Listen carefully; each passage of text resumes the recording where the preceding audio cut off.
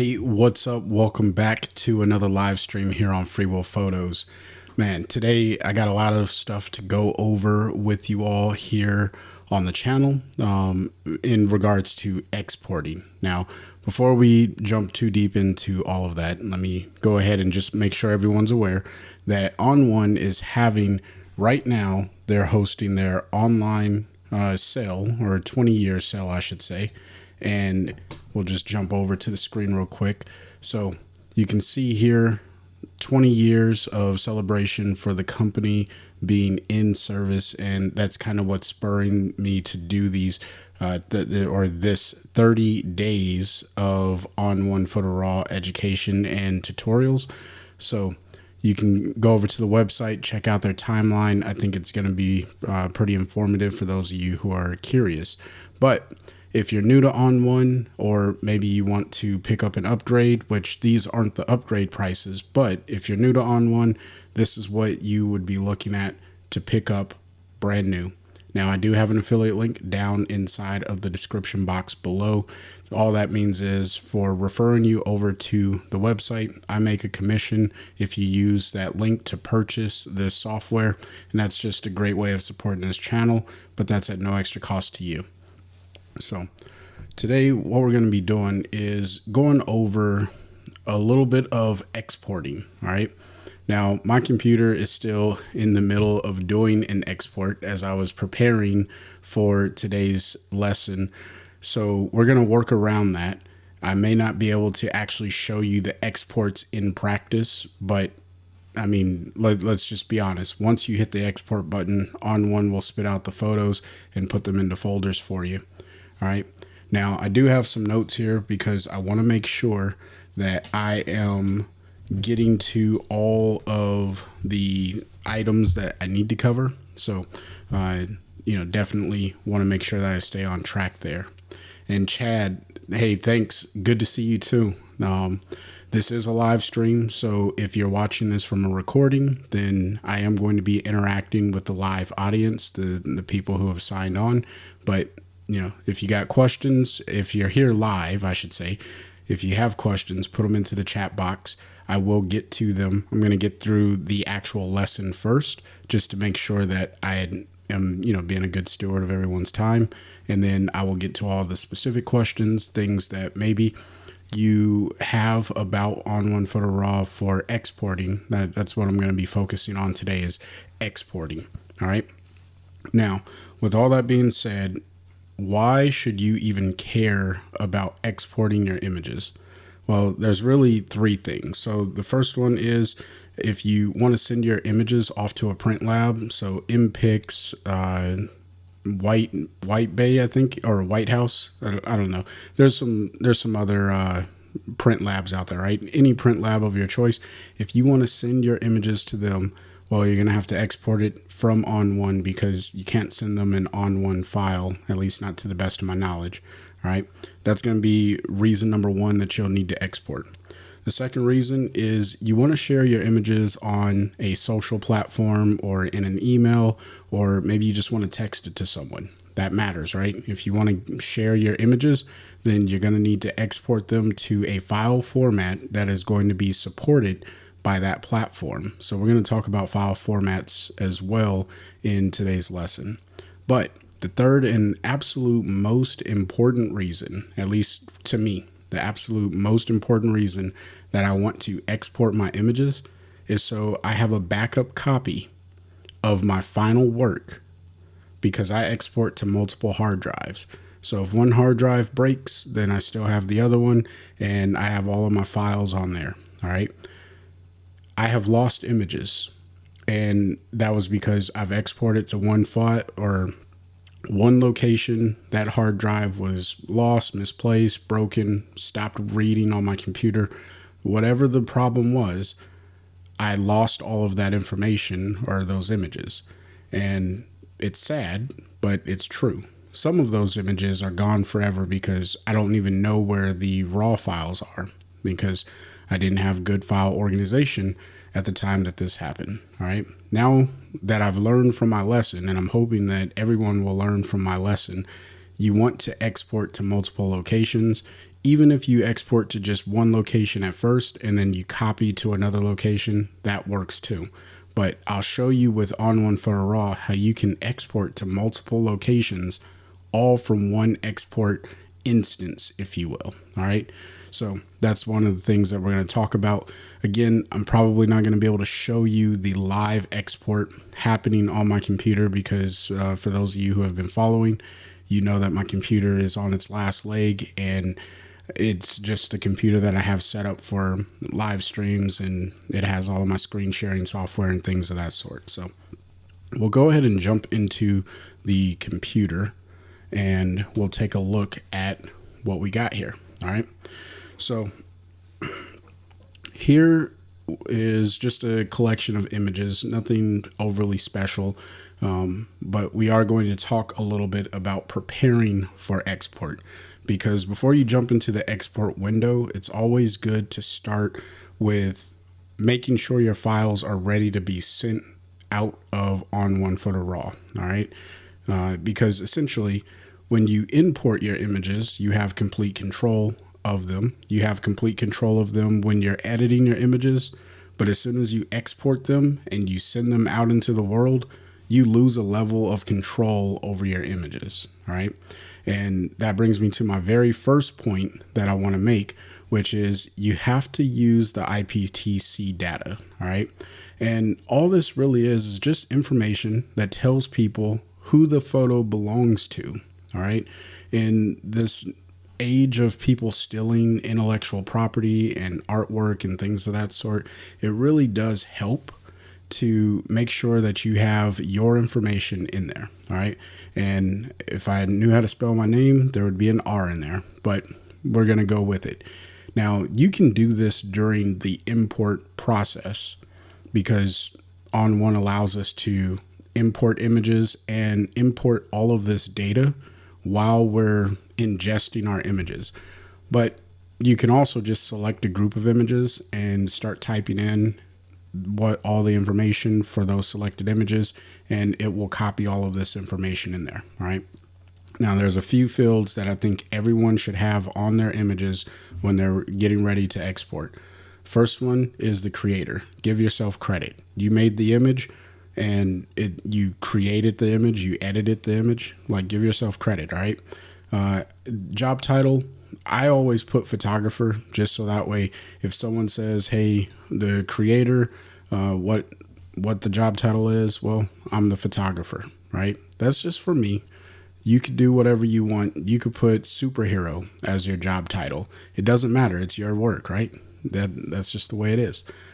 Don't worry about don't worry too much about address, city, all that stuff.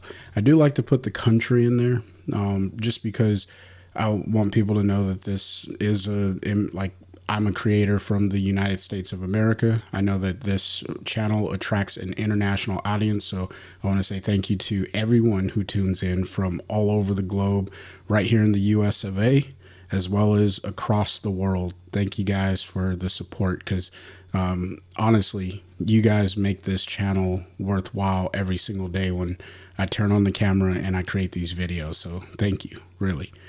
But with that being said, I want people to know my email. So if they want to get a hold of me and say, hey, can I license your image? Well, I'm going to put that right into the image. All right. And I'm going to show you how to bake this into the file.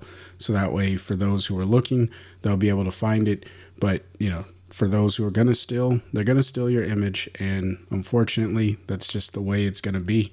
But you don't want to, or at least I would not recommend losing out on the opportunity of sharing your information. So that way they can make sure, that way they have something to contact you by. There we go. All right. And then website, straightforward there. All right.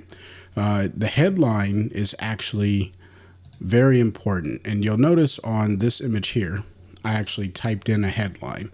Now for me, I name my photos. All right.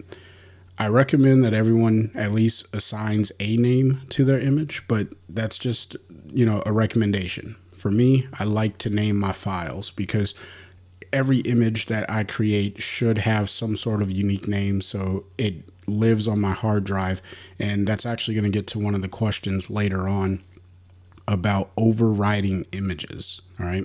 So if I rename my file, and I use the headline to do this, because if you notice, many of these images are still holding the file name that came straight out of my camera.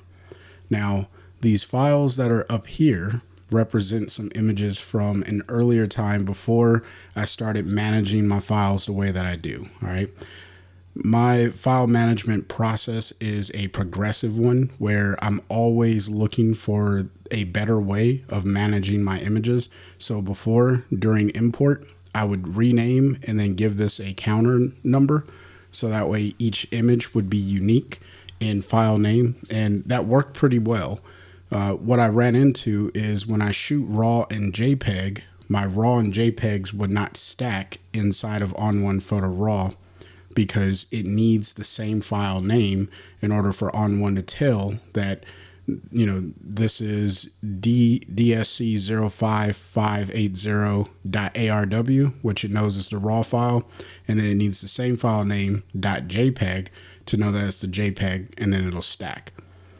That's not an export issue, that's an import issue and a overall file management issue, which I do use ON1 as my digital asset manager, or DAM for short. So that's the reason why I do that. All right. I just leave the file name as it is, so that way I can stack the RAW and JPEGs together. But when it comes to exporting, I use something called a token, which we're going to get into. I rename all of my headlines for the image to whatever I want that particular image to be called. So this one is Eye of the Tiger. Really cliche, I know, but that's what I decided to name it, because I was focused on the tiger's eye, and this tiger looked pretty determined to do something. I can't even remember what it was doing, but that's the point. All right. And then the last thing down here, which it looks like it erased from here, but you definitely want to put your copyright information. And this is just to help protect you. All right. So when you put the copyright information in here, let me see if it's on these other ones. Yeah. So all my other images, for some reason, that one just didn't have it. But all my other images, I put all rights reserved. And then I normally put the little copyright symbol in there. I just didn't this time, but it's all still the same, right? I reserve all the rights. And if you want to use it, you need to ask me, essentially. Okay. So that is the first step of preparing, making sure your IPTC data is good to go. Now we're going to jump over to this image of the tiger, and you'll notice that I have a few different versions here. All right. Now inside of ON1, you can create a version from a snapshot.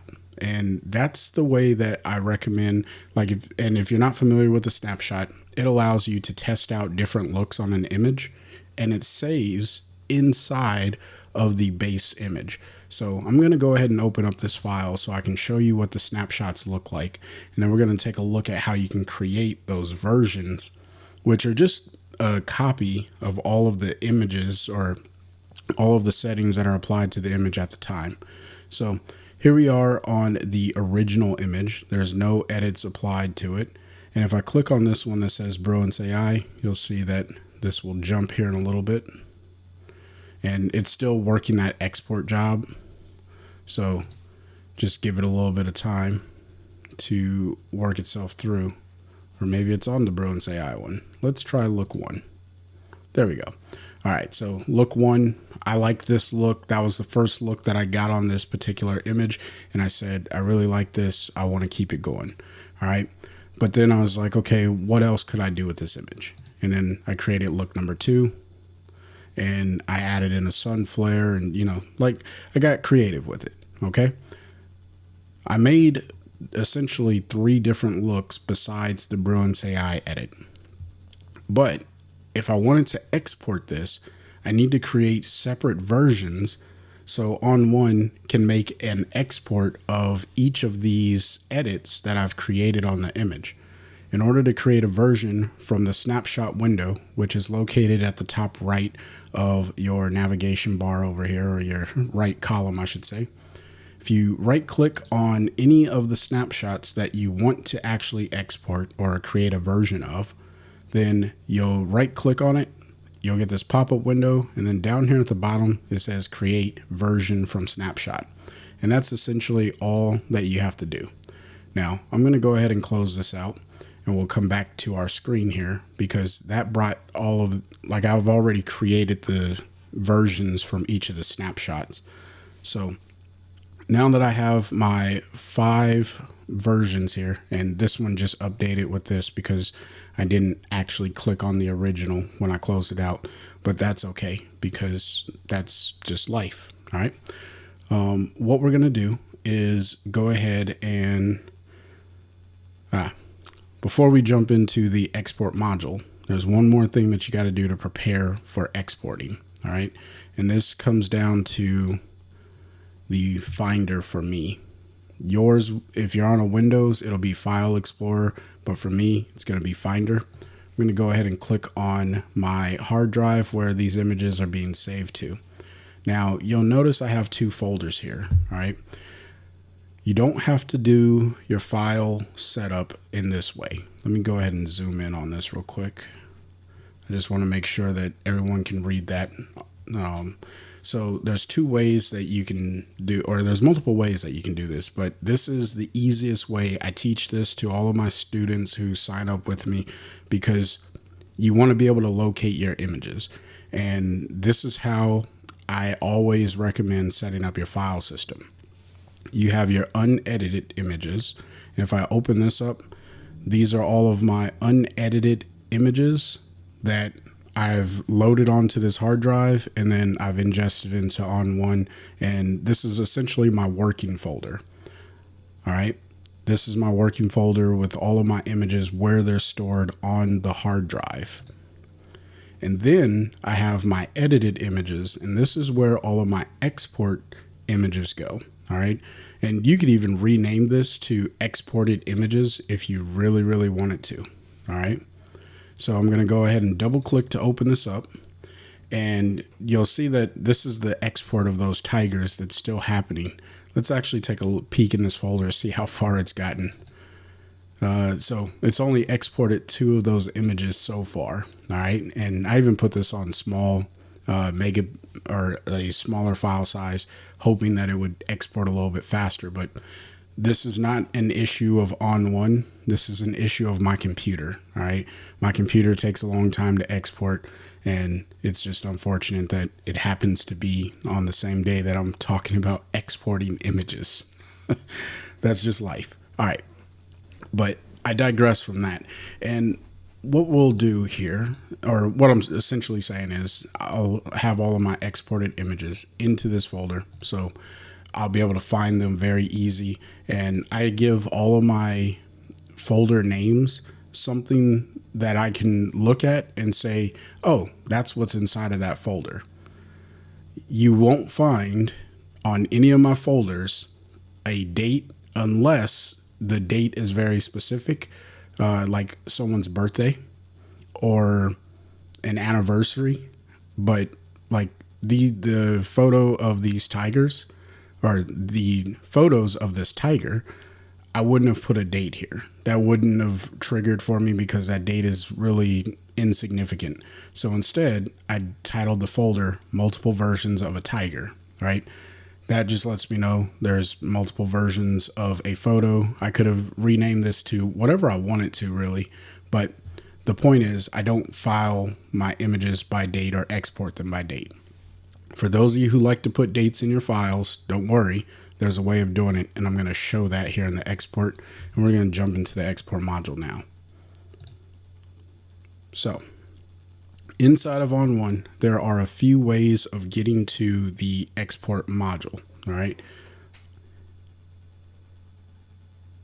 Oh, okay, Chad. So yeah, I was at the Build Expo this week. And these 2 images were captured this week while I was at the Build Expo, or at least walking in New York. Great show. I always enjoy going to Build, but you know, we'll talk about that a little bit closer towards the end. So of course, now my computer wants to give me the rainbow wheel. Let me go ahead and zoom out there. All right. So there's a few ways of getting to the export module. All right. And I'm really only going to show one, but And this is just because it's the way that I get there. And, I only like to share the ways that I do things because, that's the most familiar that I am with the software. So what we're going to do is come up here to window real quick, and I'm going to disable my right bumper. And I want you to watch what happens to the bottom right of my screen when I disable this. I lose some of those icons on the right. So some of you may have ON1 set up like this with the right bumper missing. And so I want to show you how to unhide that, or how to make it appear, so that way you can get to the export module the way that I get to it. All right. So I believe this is the same on both Windows and Mac, but if you're using a Windows machine, please leave a comment down below, or if you're live, leave it in the comment section. But what you're going to do is click on Window. If you're on a Mac, for sure, but I'm pretty confident that this is the same on Windows. And then you're going to come all the way to the bottom and click Show Right Bumper. There's very few tools that I am adamant about leaving open, and the right bumper is probably the one view that I leave open. Even on my tiny MacBook Air, I leave this bumper open, and I may close down the right pane by clicking this button here and get the real estate back on the screen here if I need it. But I always leave this right bumper open because I use this export button all the time. Now, you could get to export by right clicking, but I don't like to do it that way. That's just a personal preference. So now that we have everything prepared, it's time to jump into the export module and start looking at some of these features. So we're going to go ahead and click on this image here of this ostrich, and I'm just going to click the export button. And this brings us into the export workspace. And this looks very daunting at first. So I'm going to simplify it. I'm just going to minimize all of these, and we're just going to go through each of these sections one by one. So the first portion here is, naming. What do you want to name your files when you export them? Then you get to choose a destination. Now, mind you, this is a process of operations, or an order of operations. All right. Think of this as giving instructions to ON1 to tell ON1 what you want it to do with your images when it's exporting. So the first thing that you have to tell ON1 is, what the heck do you want it to name your file? Then, now that it knows what to name it, where do you want to save that file? Okay. And then after it knows where you want to save the file, then it's going to say, well, what type of file do you want me to create out of this? All right. And we're going to get into that. And then it's going to say, okay, now that I know the name, the location, and the type of file, do you want me to do anything extra with it? Do you want me to resize the file? All right. Or do you want me to apply any additional sharpening based off of what you need the export for? If you're sending it for print, if you're sending it for large print, all these things, right? Do you need sharpening? Do you not need sharpening? And then the metadata, which I think everyone should keep turned on, because that's going to take all of that IPTC information that we talked about earlier, and it's going to embed it into your image. So that way it saves with your file. And then, do you want to add a watermark, right? So those are all the custom settings. And honestly, everything below file type is optional. All right.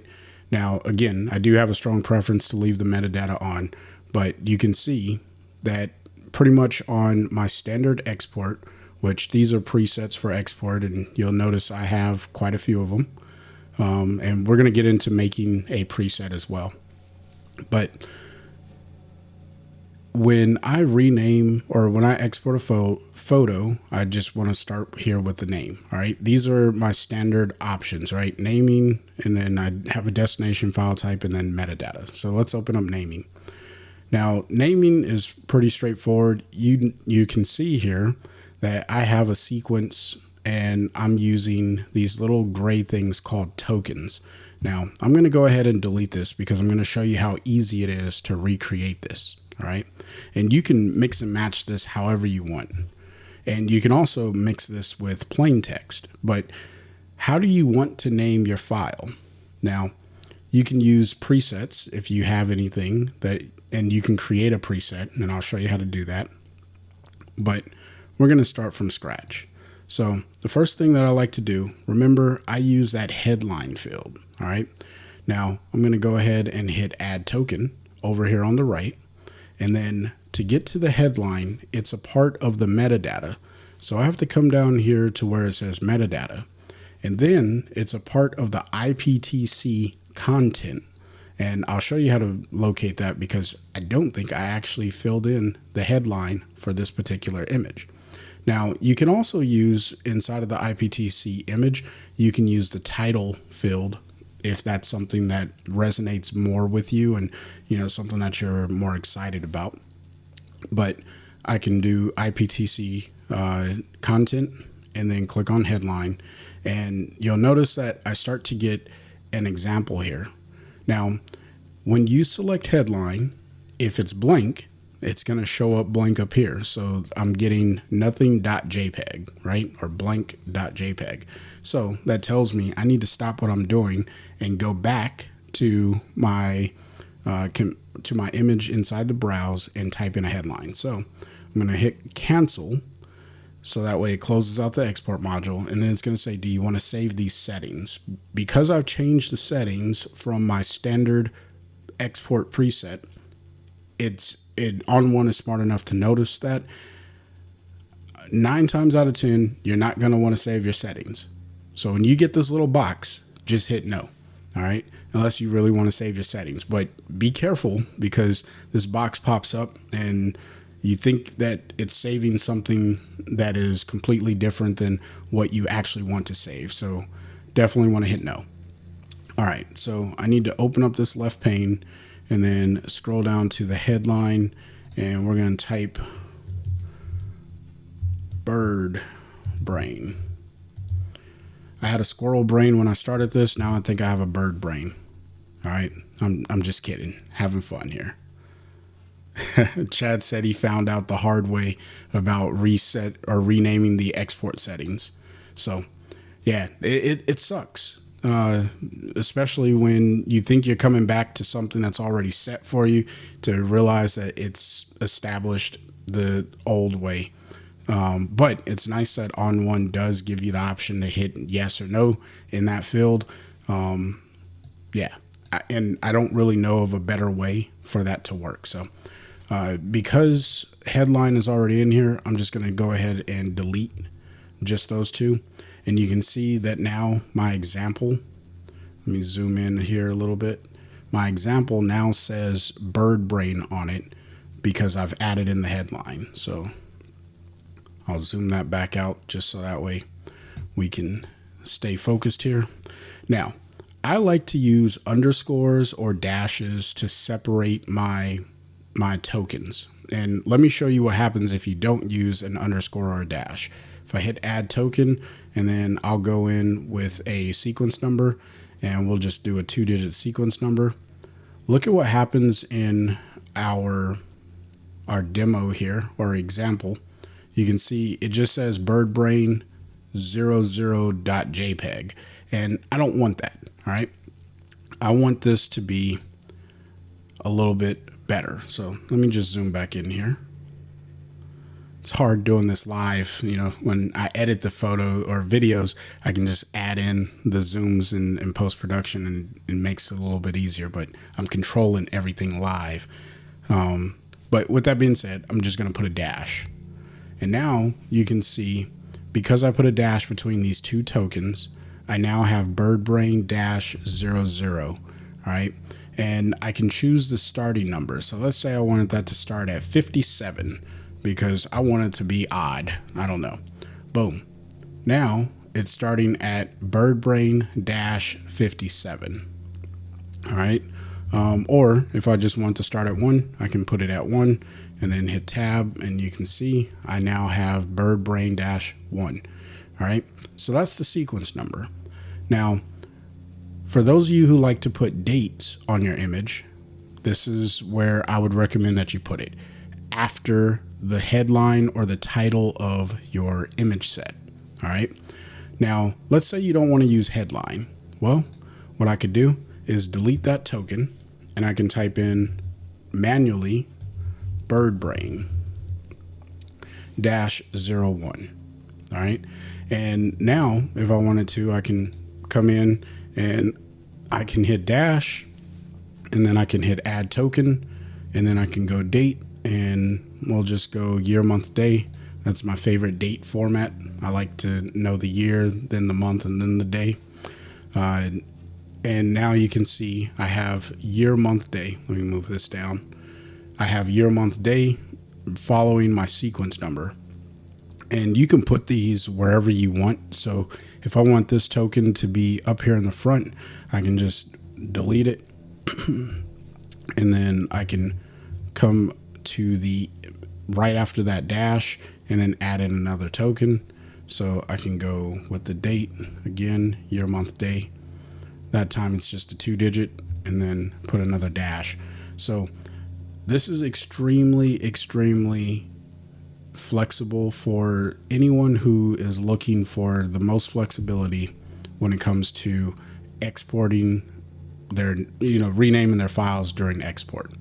All right. Now I'm going to go ahead and set this up the way that I like it to be set up, which is with the token for a headline. So we're going to come back to metadata, content, headline, and then put a dash in there. That separates our number, and we're good to go. All right. Now, if you get something that you really enjoy and you're ready to save that as a preset for renaming, you can come up here to presets, and then you can click save new preset, and then I can just title this standard naming. And this is really helpful when you start creating different presets for multiple file types, but you want to continue using the same standard name because maybe that's just like the way that you like to name your files. But maybe you have a TIFF, a PNG, and a JPEG that you want to export, and you want to keep the same file naming convention, then this is the way to do it. That's why saving a preset name is extremely helpful, and I'll show you why that's helpful here in a little bit. So now that naming is done, we'll just minimize that to get some real estate back on the screen, and I'm going to zoom out a little bit here. And maybe we'll do something like this. Yeah. All right. So now what we're going to do is work on the exporting. Now, if you're not entirely sure, or I'm sorry, the destination for the export. If you're not entirely sure where you want this to go, I recommend leaving this set to ask when exporting. Otherwise, you can hit this drop down and you can choose if you want it to go to the desktop, if you want it to save in the same folder as the files that you are exporting, it'll save in those original folders.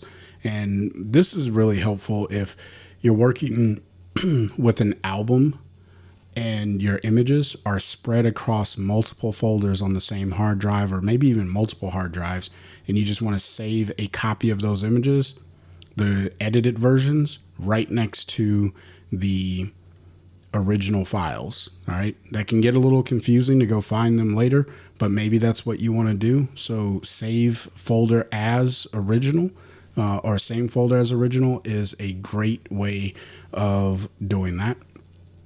And then of course you can choose a specific folder, but the way that I like to do this is ask when exporting.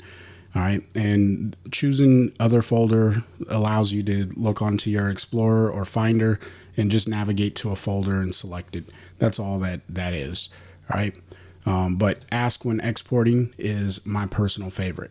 Now, what you can do is create a subfolder. You have to check this block, or, fill in this little circle. And then you can see that this says deliverables. And this is from a client shoot that I did probably about a month now, when I wanted to send the final versions of the images to a folder titled deliverables inside of that entire campaign folder. All right.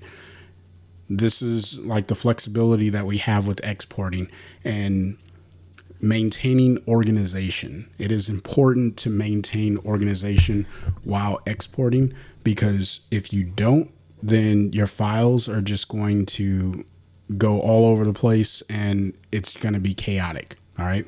So give good names and give deliberate locations of saving your files. If there's anything that you walk away with, and that's universal for any program. All right. But for ON1, you can definitely add a subfolder and make it deliverables. Then you can come over here to existing photos. And if you already have a photo with the file name, I usually keep both checked. All right. You definitely want to make sure that you have keep both checked. I would not do replace, and I usually wouldn't do skip, because if I'm exporting, I mean, you could do skip if you're exporting. Maybe you select all of the images and then you export them all again at one time. And you wanted to skip over. Look at that. It just finished that tiger, that tiger export that I started. I think I started at like 1 o'clock. No, not even kidding. Maybe 1:15, and it just finished. So that is, again, my computer, not ON1, but now I have those 5 tiger images inside of that folder.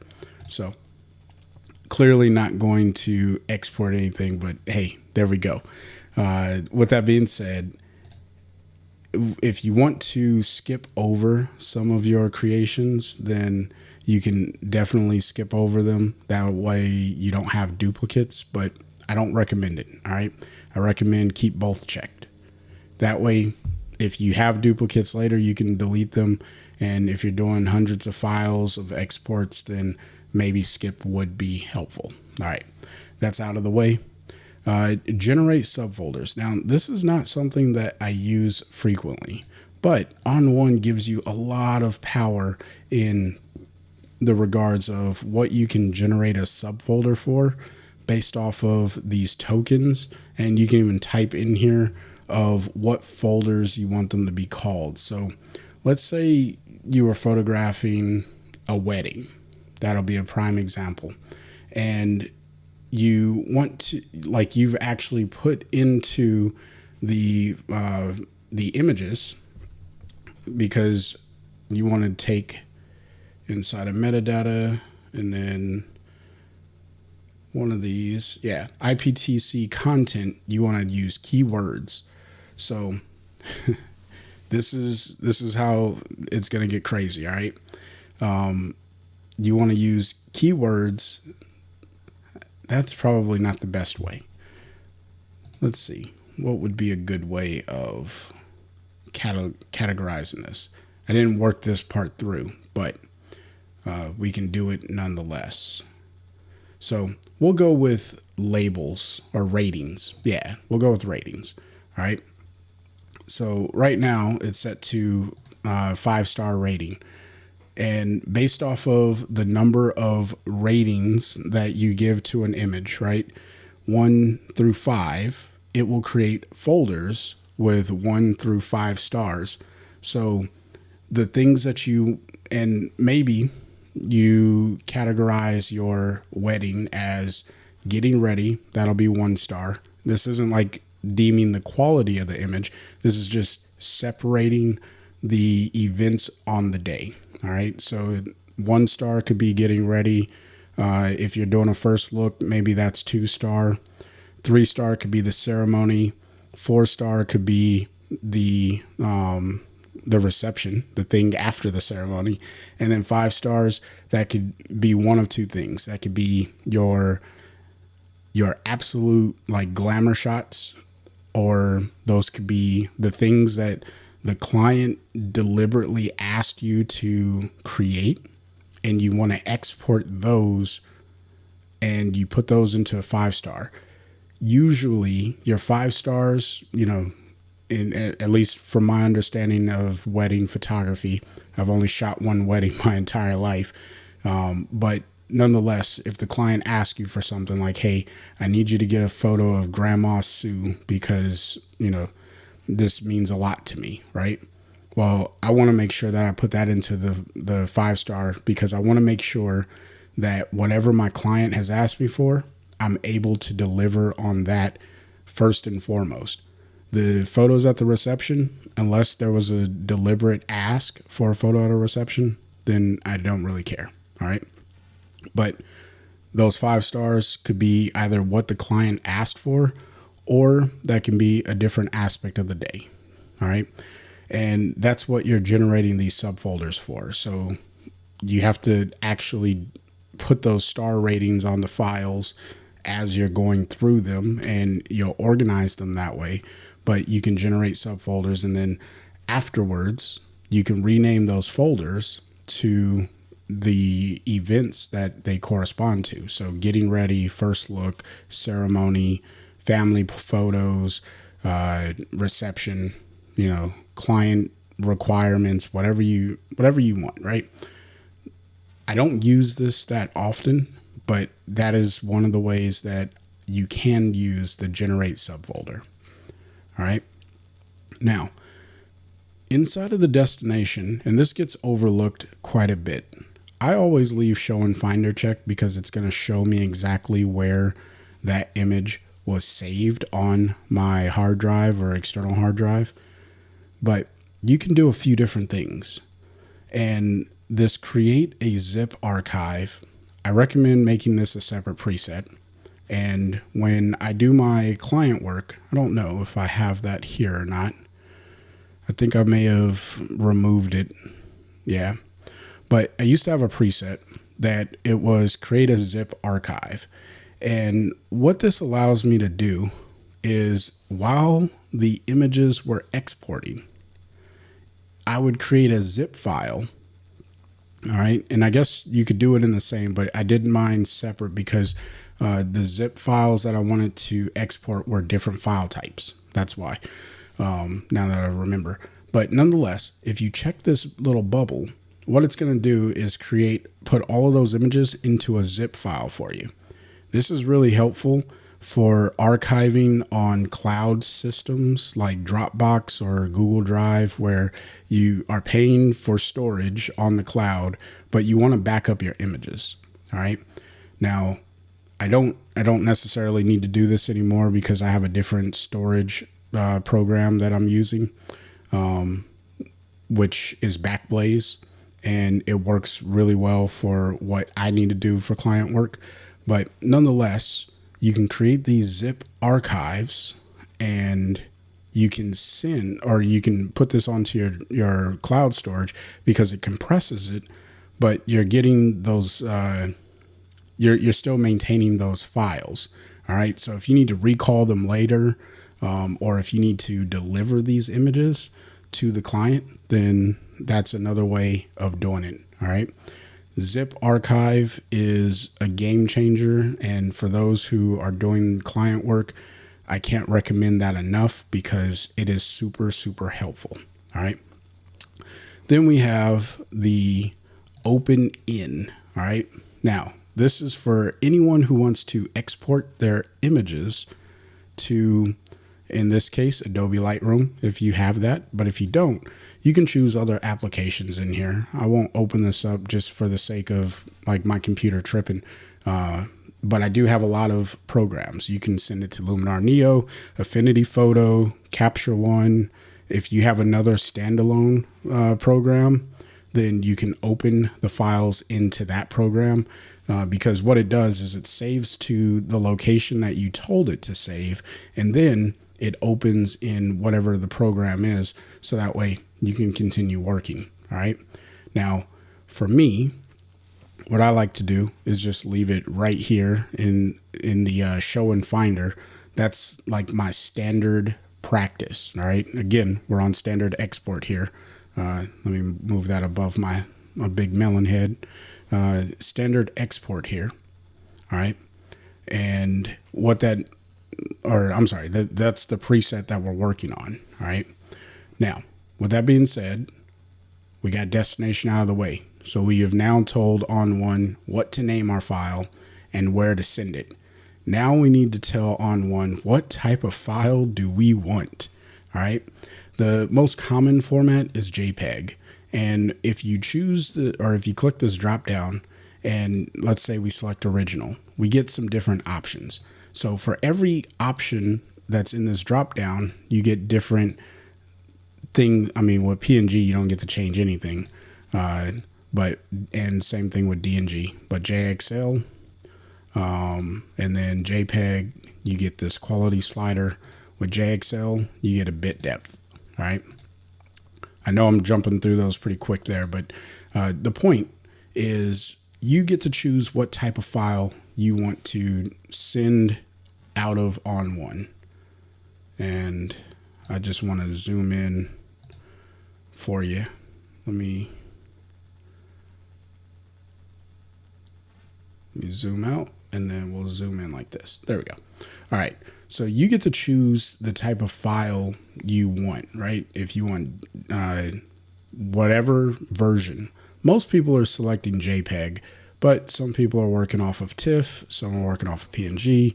It just depends on what you want, all right? Now, for this particular example here, we're going to go with JPEG. Let me zoom back out. And you get to choose your color space profile. Now, this matters a lot based off of what you plan to do with this image, all right? Adobe RGB 1998 is the standard practice. I think that that's what you should definitely consider exporting your image in. But depending on what you want to do, if you need something with a little bit more of a color space, and you're working on, let's say, an HDR image, which is already a hard product to produce because, yeah, I won't get into that. Anyway, let's say you need something where there's a lot of color space because you just photographed this magnificent sunset and there's tons of gradient and you want to make sure that all of those little micro colors that transition in that image are saved, then you probably want to go with ProPhoto RGB. All right.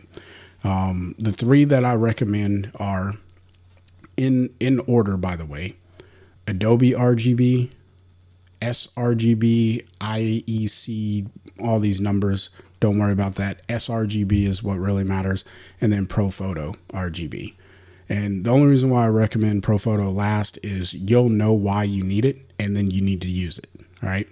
But for a majority of us, hobbyists, enthusiasts, people that are just trying to get their images out of ON1 and then they share them on Facebook, Instagram, for me, Vero, all of these locations, the preferred color space, like if you're sharing online, is usually sRGB, but Adobe RGB does pretty well on most platforms now. All right. It wasn't always the case, but it does pretty well now. And you'll know that your color space is off just a little bit based off of the platform that you're using. And I do recommend you check your platform specs to figure out what it is that that platform supports and doesn't support. But if you ever post an image and the colors look completely different than what you had inside of ON1, it's probably because the color space of that platform was not compatible with the file that you exported. And this is how you can change that color profile. Now, for those of you who want to get like crazy advanced and you have one of those spider color checkers and you're using a little color picker, you can import your own color profile to export in. All right. Now that's, again, for the extremely advanced people. You know who you are. And if you need that and you were wondering like, hey, where is this inside of ON1 Photo Raw? And I want to export in my own personal color profile that I created for this camera and whatever. Well, this is where it's at. All right. Now, again, I leave everything to Adobe RGB, and then you can come over here to quality.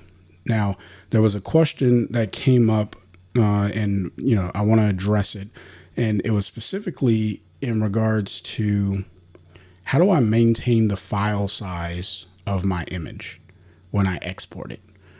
If you look here, And this actually holds true for all of these. So if I select PNG, I get a file size indicator. Let me zoom in for you.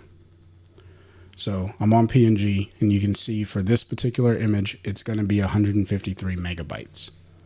If I jump over to TIFF, it's going to be 170 megabytes because TIFF files are a little bit larger. And I'm not sure if it changes. Yeah, so it changes when you make changes to the color space. So all of that to be said, when I click on JPEG, notice that it's at 15 megabytes for this particular image. All right, I'm going to zoom out here, and then we'll come over here to quality. I want you to watch, and in fact, let me see if I can get both of them on the screen while zoomed in. All right, so we're going to look over here at the file type, and then I'm going to pull down on quality. This is tricky to get it. There we go. All right, that's good. So what I'm going to do is pull down on quality, and I'm just going to pull it down to 97%. Boom. I went from 15 megabytes to 9 megabytes. That's 6 megabytes difference, right? And I only pulled the quality down 3%. That's it. So you don't have to go crazy with pulling down on your quality if you're trying to manage the file size. Now, if you want to get this down to 2 megabytes, you probably got to bring this down considerably further. So that's 75 gives me 3 megabytes. And okay, so 65 gets me 2 megabytes. And this is an estimation. Now, what you're not seeing, because this is like a whole number, it's rounded, and I don't know if they round up or round down or where they decide, and they being the software of ON1. But if I move this down to 60, I bet you I'll still be at 2 megabytes. So I move that down 5%, and I'm still sitting at 2 megabytes. All right. The further you come down on this quality slider, and this is the point that I want to make, the further you come down on this quality slider, the smaller the increments are until you get to a whole number. Case in point, I'm at 100%, 15 megabytes. If I drop this down to 97, oh no. It's trying to export that because I hit enter instead of tab. Be careful. Don't hit enter when you are trying to do things. All right, let me reposition this. Sorry. I was just moving too quick for myself. All right. We'll zoom in right here. And yeah, we'll go like that. All right. So when I bring this down to 97%, I'm at 9 megabytes. 3% from 100 gets me down to 9 megabytes. So the jump is overall short in quality, but huge in file size. Now, as I go further down, it's going, like I'm at 52.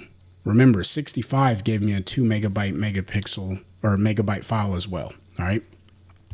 So hopefully this is making sense. I feel like I'm stumbling over the words, but you definitely want to make sure that you're paying attention to, your file size relative to the quality that you're exporting. I always export at 100% quality. That's just me personally. Unless there's a specific need for me to export in a smaller amount, then I export at 100%. Because the place that I display a majority of my work is a website called Vero.com. All right, completely free to use. And for me, it's better than Instagram, or at least that's my personal preference, because it's photographers on there looking to share their work and just be in a community with other photographers. It's not like Instagram where you have, people that aren't always photography focused. All right. I'll put it like that. With that being said, I can put 100% quality image, and there's no cropping issues. I don't have to worry about using a 4x5 or a square format. I can put a panoramic image up there. I can put an oddly freeform shaped image, and my dog is making noise in the background. But that's the reason why I use Vero. If you got questions about that, leave it in the comment section. I'll be happy to answer that. But I always leave this at 100%. All right, that was very long-winded for the file type. All right, but this is where you can change your file type, and then this is your estimated megabytes or your estimated size, and you can reshape that size based off of the quality. Now we get into some of the more optional items for exporting. Chad has a question. Was going to ask what site you share your images on. Thanks. I only use Flickr, digital PR. Yeah, Vero. I really enjoy it. I don't want to make this a plug for Vero. I'm not affiliated or sponsored by them in any way, shape, or form. And for that matter, anything that I share on this channel, I share it because I use it. All right. If I don't use it or if I don't feel strongly about it, then I don't talk about it on the channel. Hence the reason I talk about ON1 a lot, because I use it in pretty much 95% of my work. All right. But Vero is by far one of my favorite platforms to share anything or share my images on, at least. I think they just did a great job with that platform. So I encourage everyone who is looking for a place to display their work, consider Vero. So with that being said, we'll jump into Resize. Resize is, again, optional, but could be helpful, especially when you want to run multiple presets at a time. All right. So what we'll do here is check the radial button, and we can hit dimensions. And before I dive into this, by the way, at this point, you're ready to export. And in fact, I'll jump over Resize just to talk about metadata. So based off of the metadata that you want to apply to your image, you can hit all metadata, which is what I recommend, but maybe you don't want to share your GPS location or rating labels or anything like that inside of this file. So, you can choose what metadata you're sharing. So keywords and description, the contact information and copyright info, I always want to share that. And then I should have content checked because that's where that headline is. All right. But if you just hit all metadata, then you can go with that. It'll be good to go. And then leaving the remove unmanaged XMP is really helpful, because if there's something that you don't need, then it's just going to remove it. That's all. You don't have to think about it. I always leave remove unmanaged XMP checked, and it just helps me a little bit with reducing the size of the metadata that gets written to the image. All right. So that's metadata. We don't have to touch on that again because we already did it. Now, Resize. Resize is probably one of the most helpful tools that you can use inside of ON1 when it comes to exporting your images, especially if there's something very specific that you need. All right. So you can resize to dimensions, and then it gives you like common sizes. Now, I don't know if any of this means anything to anyone. All right. Like A1, A2, A3. I know that stuff matters, and there's probably like some standard format. I have no idea what any of that is. I don't use paper, but if you come to photographic, hey, I know what these are. All right. This is just me, and that is my knowledge gap, right? I know what a 4x5 is, a 5x7, 8x10. So based off of what I need to print this at, then I can export it to meet that need, right? And so that's the reason why I use photographic. So if I want this to export at a 5x7, boom, I now get that 5x7 ratio, and it's ready to go. I don't have to think about this anymore, all right? But you don't only have dimensions to choose from. What you can also choose from is the long edge. So let's say you can only put 2,500 pixels on the long edge for upload to a website. The photo club that I'm a member of, that is the requirement to upload to the website for photo reviews or any sort of review. The requirement, or at least the recommendation, is 2500 pixels on the long edge. So what this does is I could just type in 2500 if I actually delete all of that. So now I have 2500 pixels on the long edge. So I would be within the requirements of uploading to that website. That's something to keep in mind. All right. And then, of course, you get to choose your resolution, which the resolution, and somebody correct me if I'm wrong, but the resolution is really only helpful when you are printing to a piece of paper, because essentially what this does is it tells the printer how much ink to put per not per inch, per pixel. All right. PPI, pixels per inch. All right. Or how many pixels should be inside of each inch of the image. So if you're printing a 5x7, what I'm saying is in every square inch of the printing job, put 300 pixels in there. And that's usually enough resolution. Sometimes you can go, and I know a lot of people, they say 72, at least that's what I've seen a lot of people using. I don't know why I have it at 300, but that's essentially what it is. And then if you don't use the imperial measurement system, you also have the metric system, which is PPCM, pixels per centimeter. All right. But long edge is a very popular resize option. And then we have all these other ones, short edge, width, height. These are all essentially the same. You get to choose one of the sides. This one is not in pixels right now, but I can change it to pixels for the width. But why would you want to measure a width in pixels? Usually you're measuring the width in inches or centimeters. So, you know, take that for what it's worth. But you can also come down here and you can measure it in megapixels. Now, I shot this particular image that we're looking at on my Sony a6700. That's a 26 megapixel camera. So the maximum resolution right here, 26 megapixels, I got that, right? Now, if I wanted to down res it, and I do not, let me be very clear here.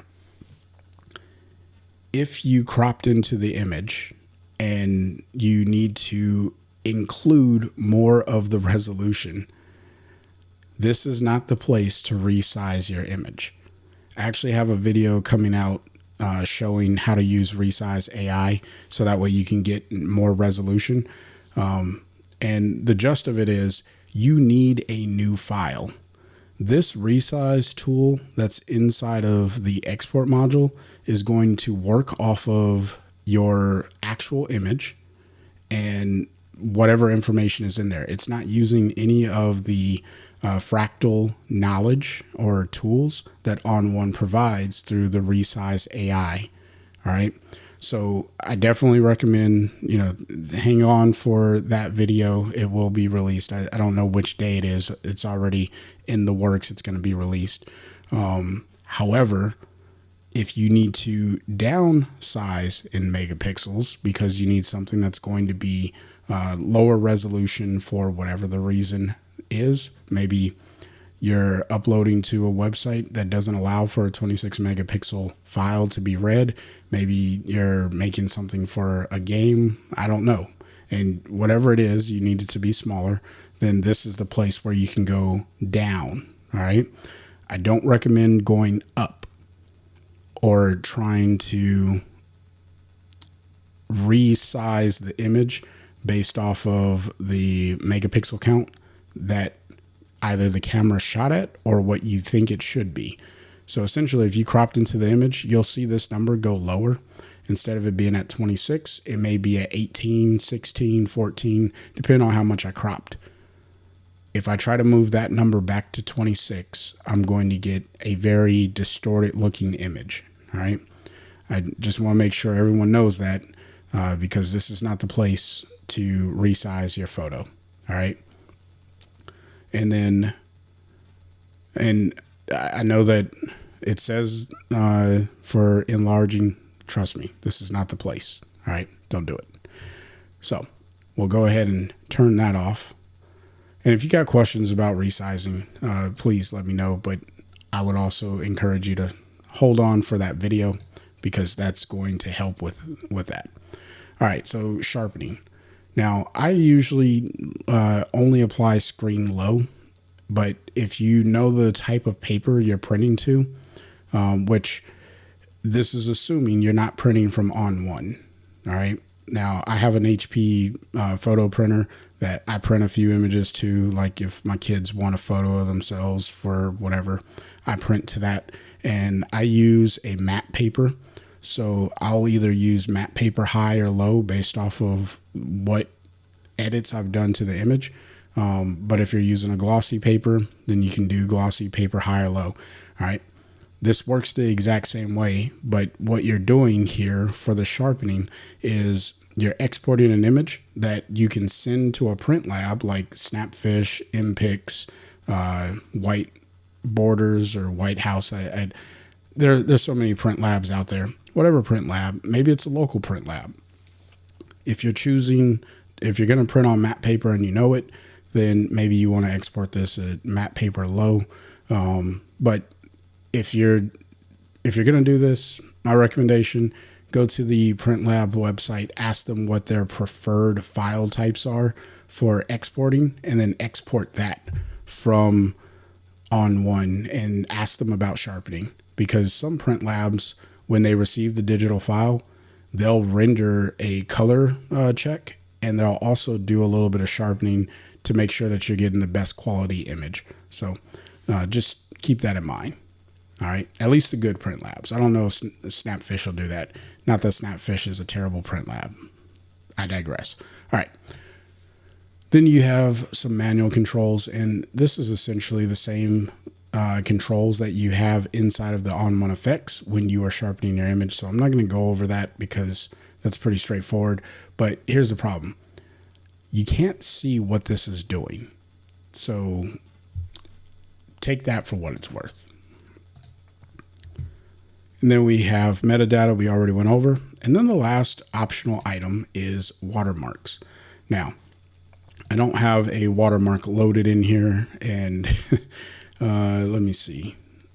Yeah, I don't think I have a logo watermark loaded in there.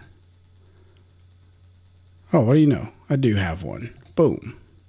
This is my signature, and I don't know.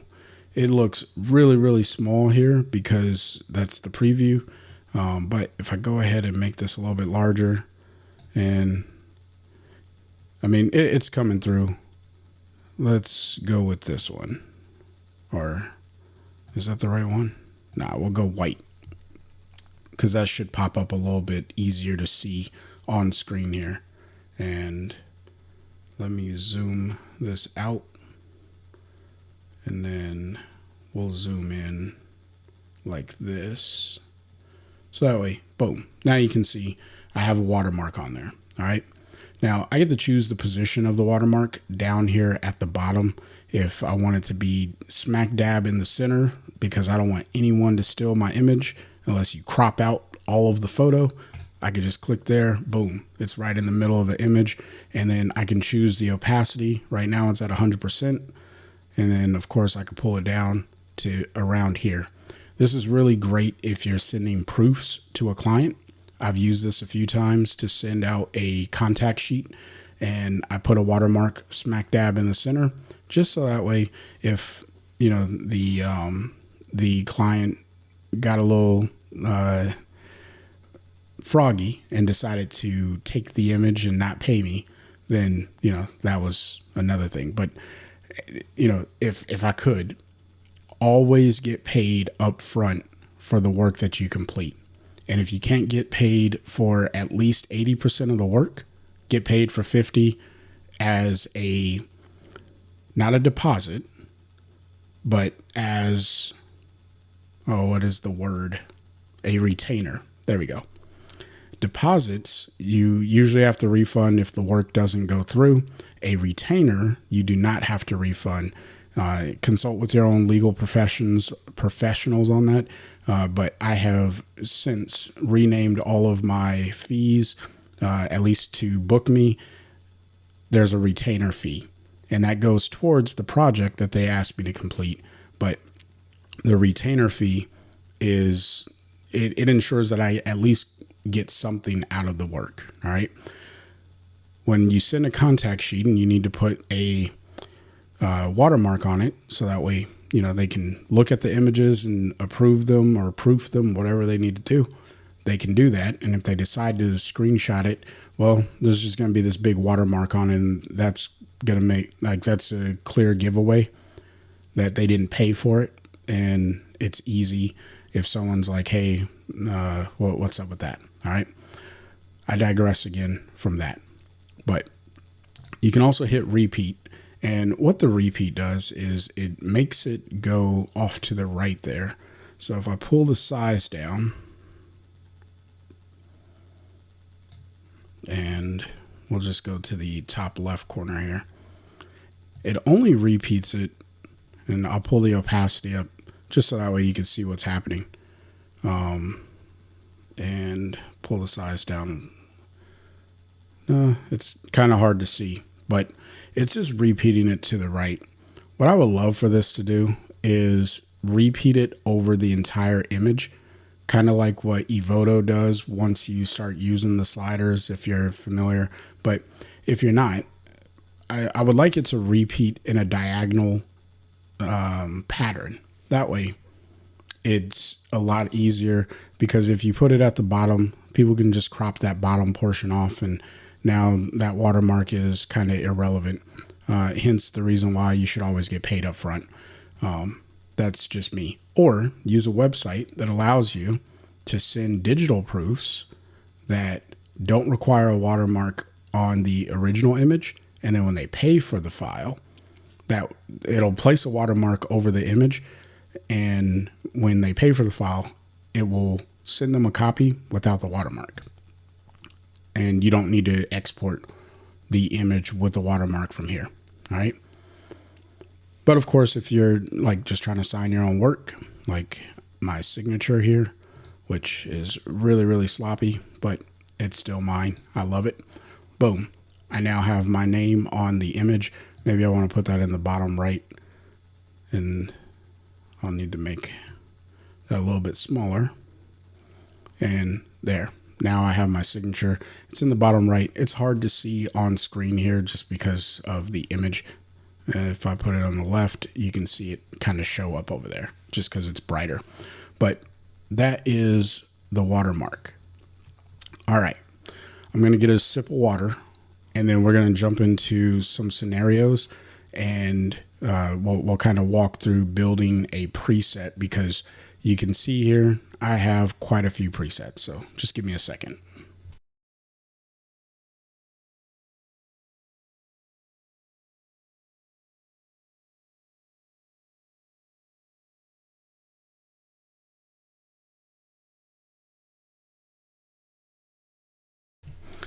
Okay.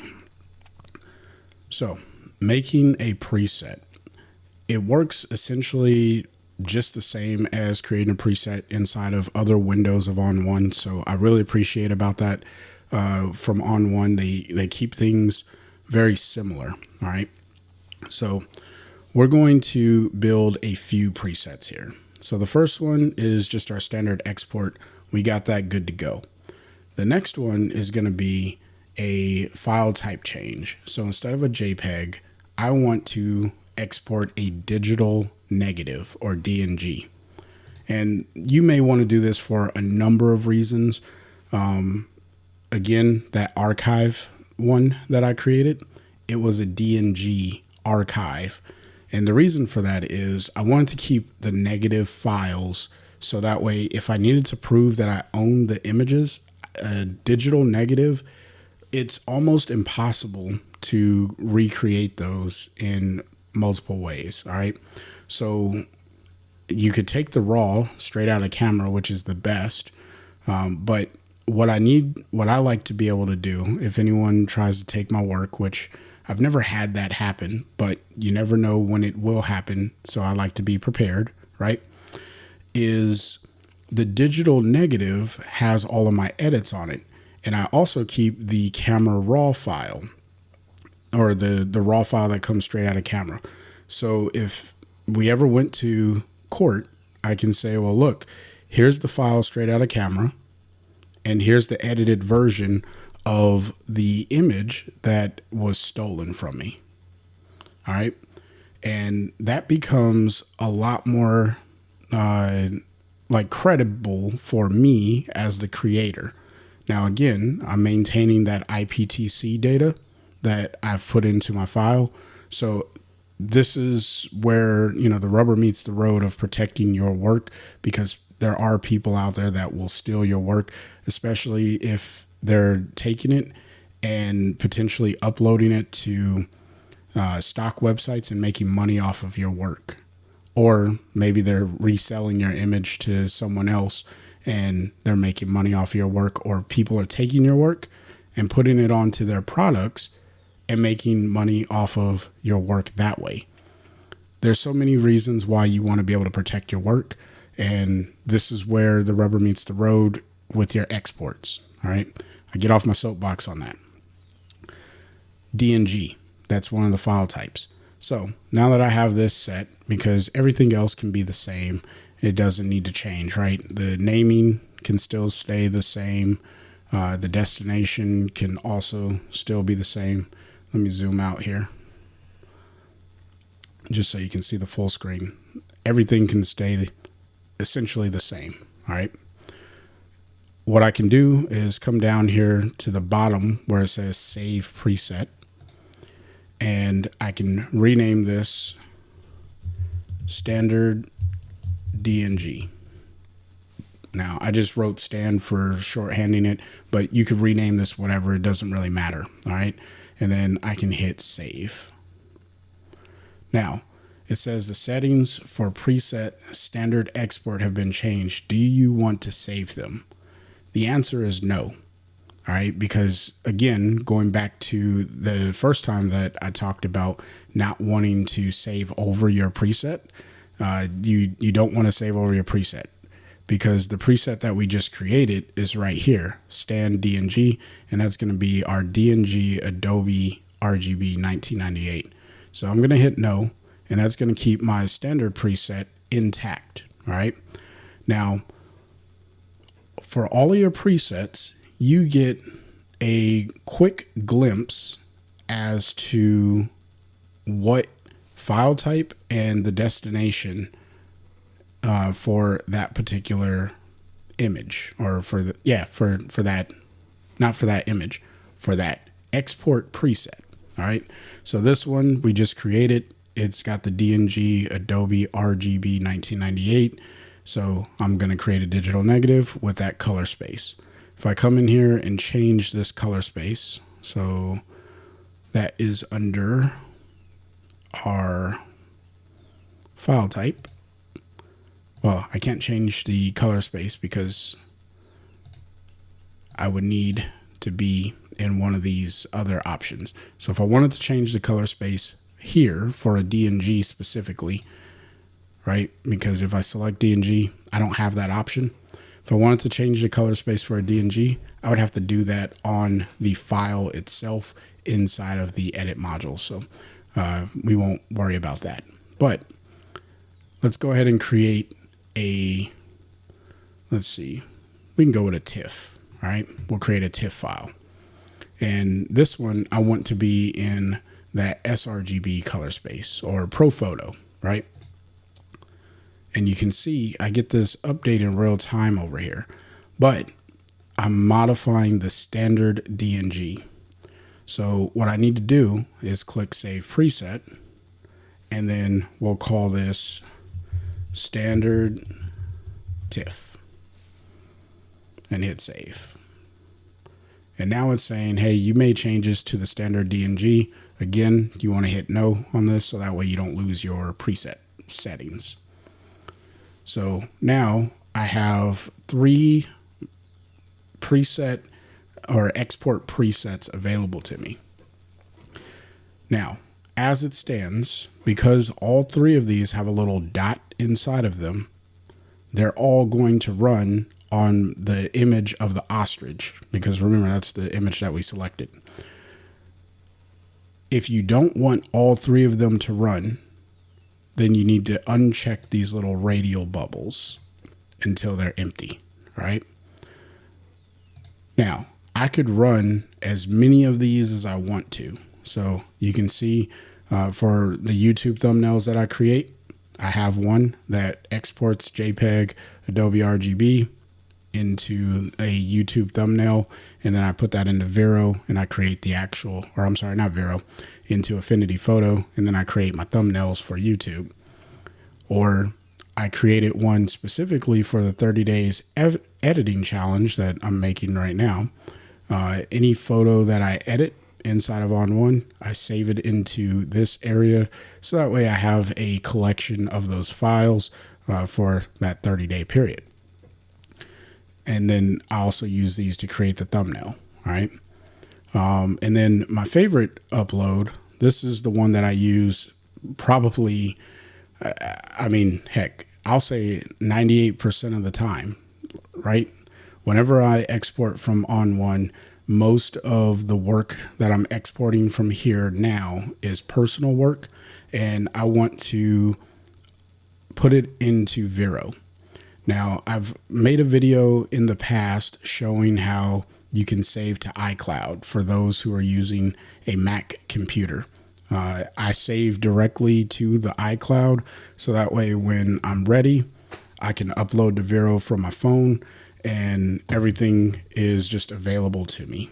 That's the primary reason that I save to iCloud.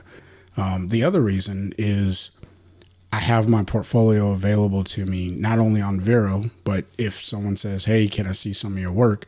I can just open up iCloud and I know that that's there.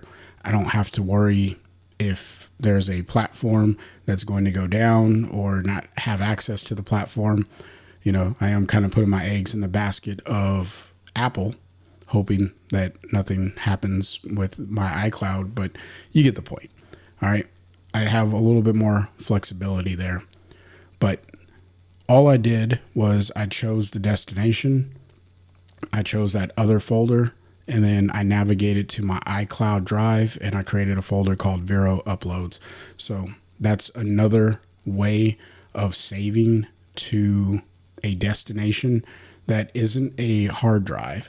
But what I typically do is I'll run one for the standard upload to Vero, and then especially for this 30-day challenge, I'll run the Vero one, and then I'll also run this 30 days editing reference. So the file goes to both of those locations at the exact same time.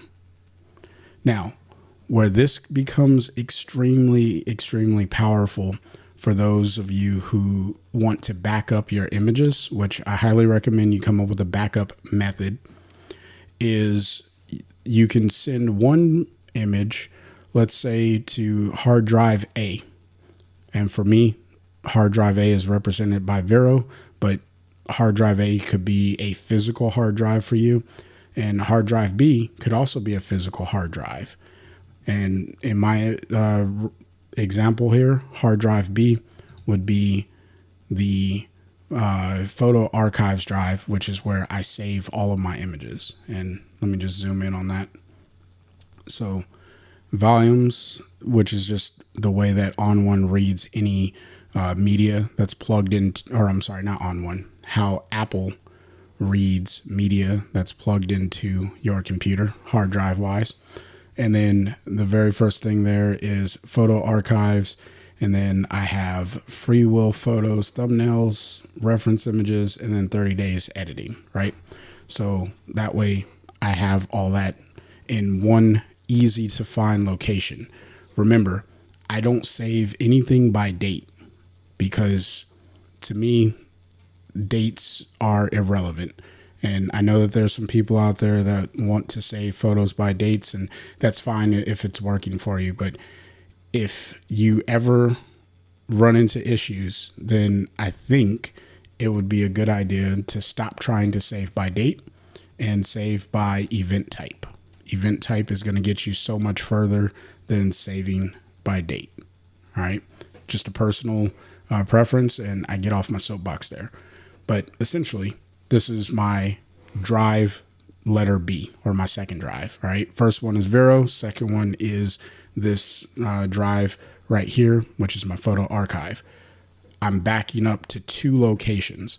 So if my iCloud messes up, I still have my hard drive option available to me, and vice versa.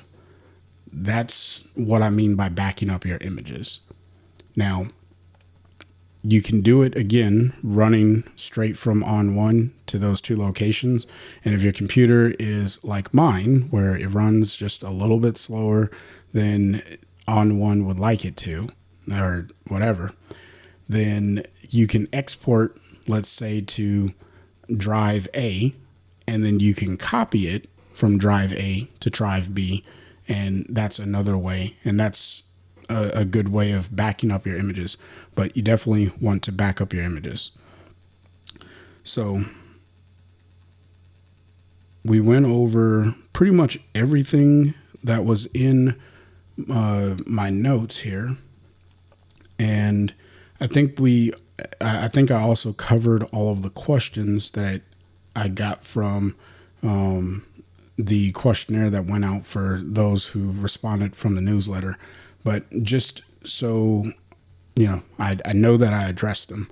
We're going to go with the first one, and it comes from Bernard, who says, if using generative AI, the file is saved as .onphoto, but on exporting all files as JPEG, the onphoto file is not saved, just the original raw file. So I have to highlight the onphoto file and save as JPEG, overriding the saved raw conversion. Very tedious. What am I doing wrong? Do I have to merge layers after generative AI? Thanks for any help. So it sounds like there's 2 things going on here based off of what we understand and what I understand about exporting images inside of ON1. So we're going to go ahead and hit cancel on this, because I actually have a onphoto file right here. So when you have a .onphoto file, and for those who aren't familiar, this is essentially the internal ON1 file, meaning that you have layers in your image. So if you're not familiar with layers, definitely check out my video on layers. I do have that. I don't have it in the description box, but if you're watching this on replay, I should have it in there because I'm going to make a note to put it in there.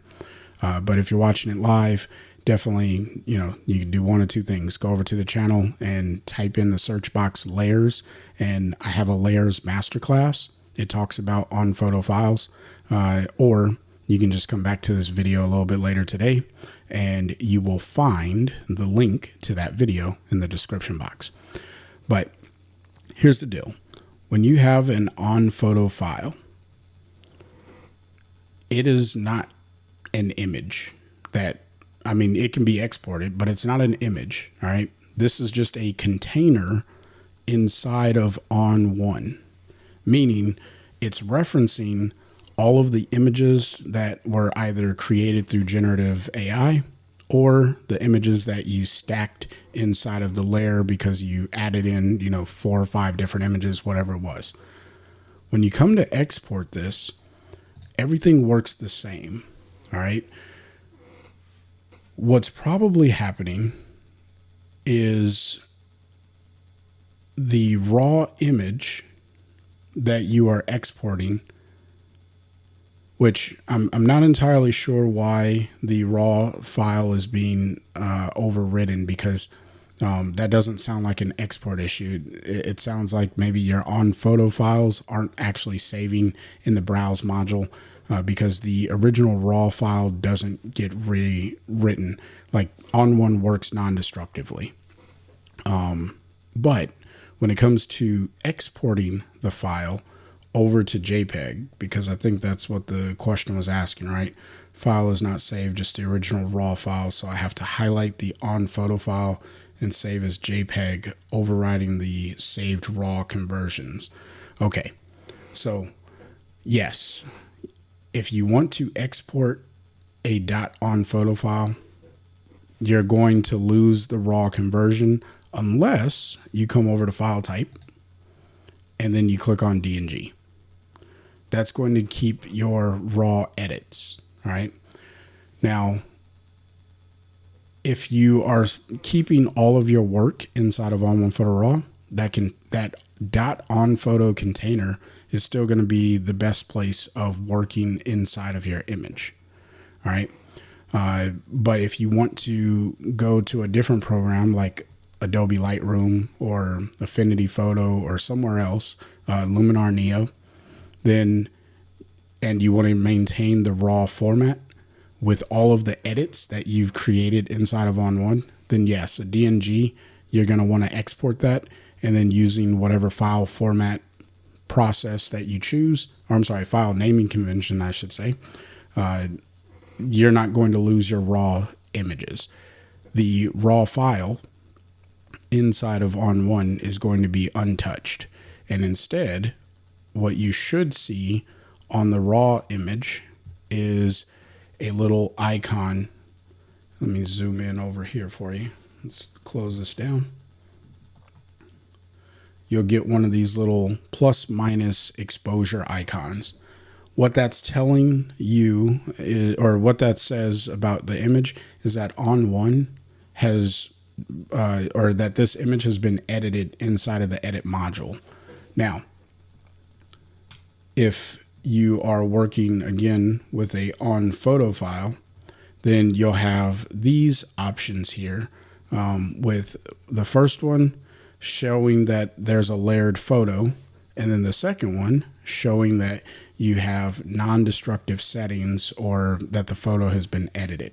All right. So that's how those two items kind of work together. And again, this is a container. It's not the image itself. It is a file that ON1 uses to reference all of the images as you are stacking everything together inside of this particular workspace. So think of this as a folder that allows you to, or a workspace. That's probably the best place. A ON photo file is a workspace for all of the creative vision that you have into this particular image. So I hope that answers the question. But if it doesn't, Bernard, by all means, send me an email, and I'll see how we can work forward on getting that resolved for you. So the next question came from Paul. I noted Export has a feature for Resize AI. I'm unable to check the percentage. I had the same issue with Resize AI inside the More button. Failed most times, succeed a couple times. So two things come to mind with this particular question. The first one, I think the system requirements on your computer may not be able to handle the resize tool. All right.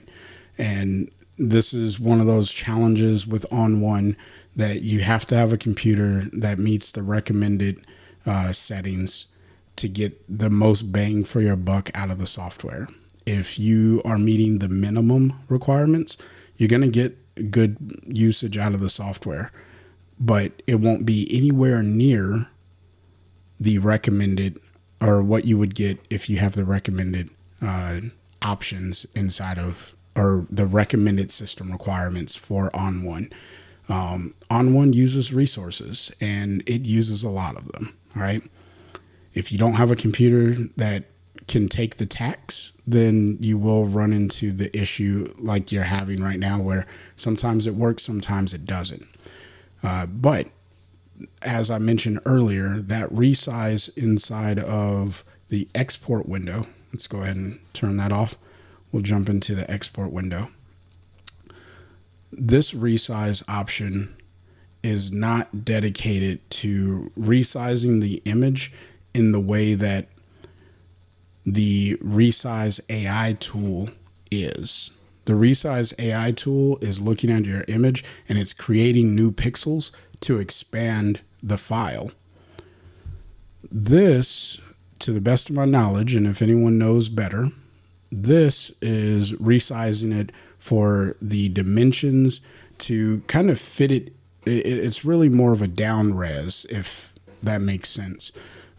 Because if you try to expand this, it's not going to do the AI computations that Resize AI will do to try and add pixels to make the file larger. It's just going to stretch the image and really just take those pixels and pull them.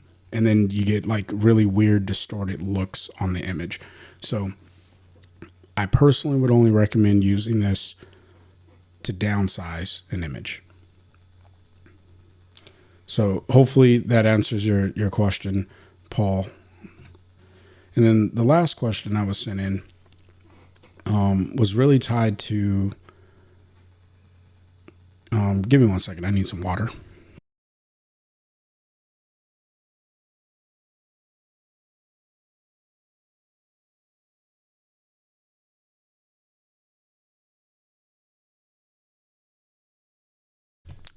Okay, sorry, lots of talking today. But the last question here is, how can you set the export parameters so that you can have an exported JPEG file within a certain size? For example, I want a JPEG photo with a file size of between 10 and 15 megabytes. All right, so I already covered that a little bit in the lesson here. But it's right here inside of the file type. All right, so let me just minimize everything so we can look at just the file type. So we'll zoom in right about here. There we go. So your file estimated size is going to be right here. Now, when you are working with an image that is cropped, this initial size is going to be smaller because the image is smaller. But I'm working with an image that hasn't been cropped, so I'm going to get the 14 megabytes here, and that's at 100%. As I pull this down, and we'll just pull it down, let's go to 20. If I make the quality for a JPEG 20, then I get 1 megabyte. Now, if I come to JPEG XL and I pull this up, you can see I'm still getting that 100% at a 16-bit file. But if I change this over to 8-bit, watch what happens to the estimated file size. And of course, now it doesn't want to change, but it will change. So if I pull this down to 97, then that file size jumps around. So this is a easy way of maintaining this. And where the JPEG XL really comes in handy is I'm at 82% quality, but a 3 megabyte file. If I jump back over to JPEG at 82% quality, let me put that all the way back up to 100%. And then if I drop this down to 82%, I get 3 megabytes. Now, why is this being so...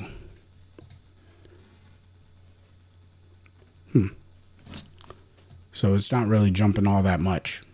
I had the impression that JPEG XL just did better at compressing the file with retaining quality, but that's not the case. And I got to do some more research on JPEG XL because I had heard of it. I just don't know enough about it to talk intelligent, so I'm not going to do that. But what I do know is that if you want to resize your image and keep it within a certain megabyte range, then you definitely just want to pull down on this quality slider, and that's going to give you an estimated value. And based off of what actually exports and how each of the images gets rendered, this number could go up a little bit higher, could go lower. Earlier with my tiger images, which, let's see, let Let me go ahead and click this one. I set this to 2 megabytes. I don't remember the quality size, but if I hit Command and I, and then let me zoom out here, I'll bring this over, and then we'll just zoom back in so I could show you the size, which, by the way, I kept all those keywords inside of the file when I export it. So now I have all of these keywords listed here inside of the image. I guess it probably would have been a good idea, or it's a good idea to go over some of what comes out of ON1. So I think that's good right there. All right. So on the disk, which is what actually saved to my computer, is 1.8 megabytes. All right. But I set it up for 2 megabytes. So just keep that in mind. It was a little bit smaller when it finally rendered. All right. So we'll go ahead and minimize this section. And I left all the keywords on that were inside of the image when I exported it. So you can see all of those are here. That's something to keep in mind. I get to look at the dimensions, and this is the resolution of my Sony a6700, which again, it gives me all of that information. So when someone says, hey, what camera was this shot on? It tells me. And then what was the focal length? I have that information as well. I didn't fill out the description, but if you did, it would show up right here. You don't have to worry about these items here, red eye and alpha channel, not as important. Metering mode, I use matrix metering on my camera. It just gives all that info, right? So that's pretty straightforward. Now, I don't think there's anything under name and extension. Eye of the tiger, which is really just up here. So that's kind of the benefit of exporting with the IPTC data. You get to have some of this info available to you. So if I was searching on Finder and I type in carnivore, then the photos of these tigers would pop up and makes it a little bit easier to locate those images. But that's not the only reason. There's other websites that use the information from the images as well. So I think I had, nope, those were the 3 questions that came in via email. So I will pause here and we'll jump over to Q&A for anyone who is live on the stream, and we can just hang out. Got about 15 minutes left, give or take. So yeah, what's on your mind? And, you know, any questions that you have, you know, I can answer them. I'd like to keep it mostly focused on exporting. But if you have other questions about ON1 Photo Raw, or if you're running into other issues, preparing for export, things of that sort, then, you know, we can definitely talk about that. But one of the other things that we can actually look at, I'm just going to go ahead and open this file if ON1 will work with me here. And then we'll jump back into the computer, because one of the other things that we didn't discuss that I think is really important when it comes to exporting is making sure that you have pixels for printing, right? This is really for the printing aspect, but I want to show you a few tricks of managing hot pixels if you run into any of those. So once this image gets done loading in, I'll show you what I'm talking about. So we'll go ahead and jump over to the screen.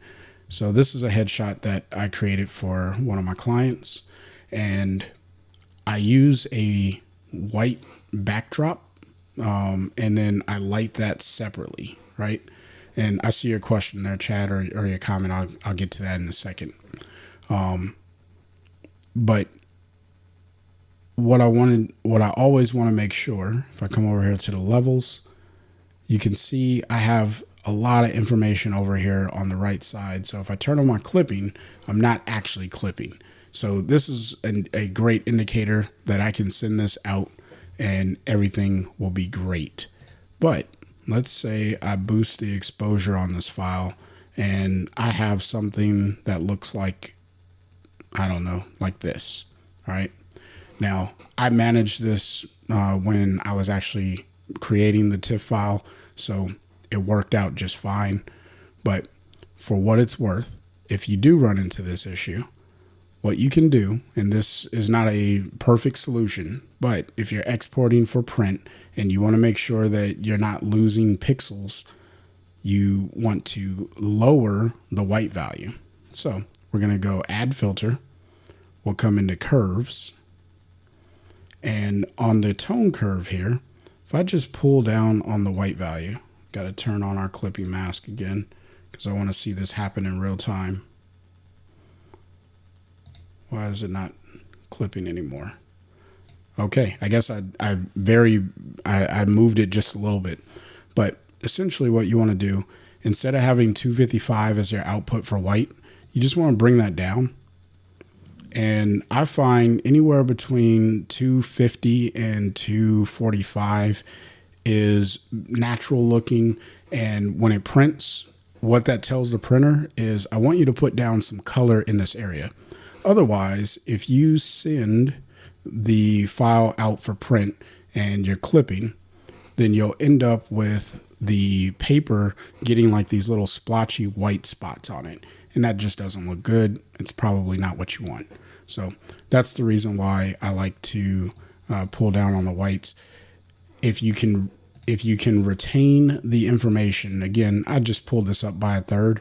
It wasn't actually overexposed, but if you just can't manage it for whatever reason, or maybe you just have a little bit in there, the effects tool or the curves tool of pulling down on the whites is a great way of making sure that you stay within the printer's limit of putting ink on the paper instead of it leaving gaps.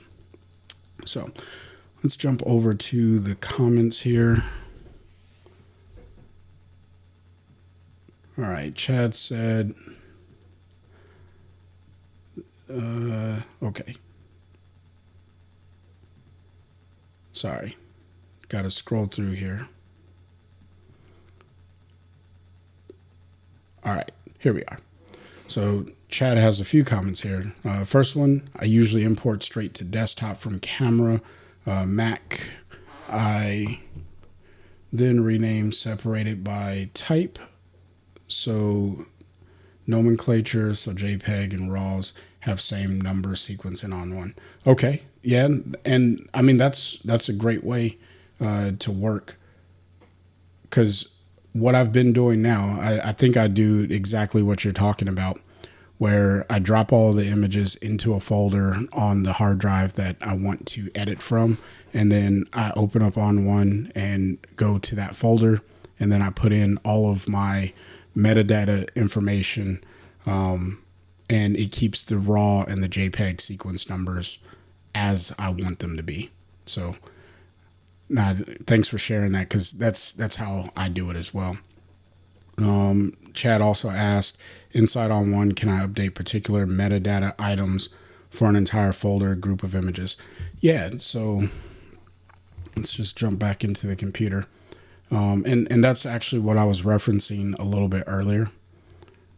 Let's see if I can get this to close down. But essentially, yeah, I don't need those edits. Sorry, meant to hit OK. All right, so I'm actually inside of an album, just because albums load a little bit faster for me on my computer, instead of it trying to read all of the images from a hard drive. It's just looking at the reference files, which have already been cataloged. So that's the reason why I do it this way. But essentially I can click and hold down the shift key and click the last one, or I can hit Command or Control A if you're on a Windows, and that will select all of the images. The file that is getting the blue box, or that has the blue box around it, when I come over here, if I add in a keyword, so we'll add in export just for the sake of this particular lesson. And then I hit the return key. It's going to add export into the keywords. And you can see that little pop-up, it said adding to all of the metadata. So now if I deselect all of those by just clicking off, we'll click on this photo of this bird here, and you can see I have export. Let me zoom in, and there we go. So you can see now with that photo selected, I have export in here. And if I click on this photo over here of the tiger, export is also added into the keywords, and it works the same with all the metadata as well. So if I were to type in, let's just go with a few images across here. So I'll zoom out just so you can see the selection. I'm going with these images right here. If I come over to city on these files, and let's type in Long Beach. There we go. It's a good city. So now all of these images, let me just deselect, and I'll click on this image of the squirrel, and you'll see that it now also has Long Beach in the city. I'm just trying to zoom in here. So there. It's tricky how this this zoom works, but I think you get the point, right? I can do that, and it updates all of the files that you have selected. So you can do that for an entire folder. You just have to select the image. You can't add metadata to a folder. You can only add metadata to the image. So that's how that would work. I like to update all my copyright XF from previous uploads, folders. I usually only add copyright, etc. to images I upload online. Yeah, so I think this was a continuation of the question that you just asked, Chad. So hopefully that was helpful, but that is a way that you can upload or update all of your XF information over here inside of ON1 Photo Raw. It's one of the beautiful things about using ON1 as a digital asset manager. All right, we got a question here from Alex. I appreciate all the useful information. I've been learning a lot from your videos. I've only been shooting for about a year with a Rebel T7. I've been getting some nice results using ON1. No, that's awesome, Alex. Like, the whole purpose of this channel is to help anyone who wants to learn how to use the software, learn how to use it, and then take it and make their own creations. So from beginner all the way up to professional, there's a lot of people that watch this channel. And so I'm just excited that you're finding value in the content that I'm creating and it's helping you. And I look forward to continue creating more content that is going to help you. And kudos to you for shooting for, about a year. Okay. Hey, everyone started at year one somewhere.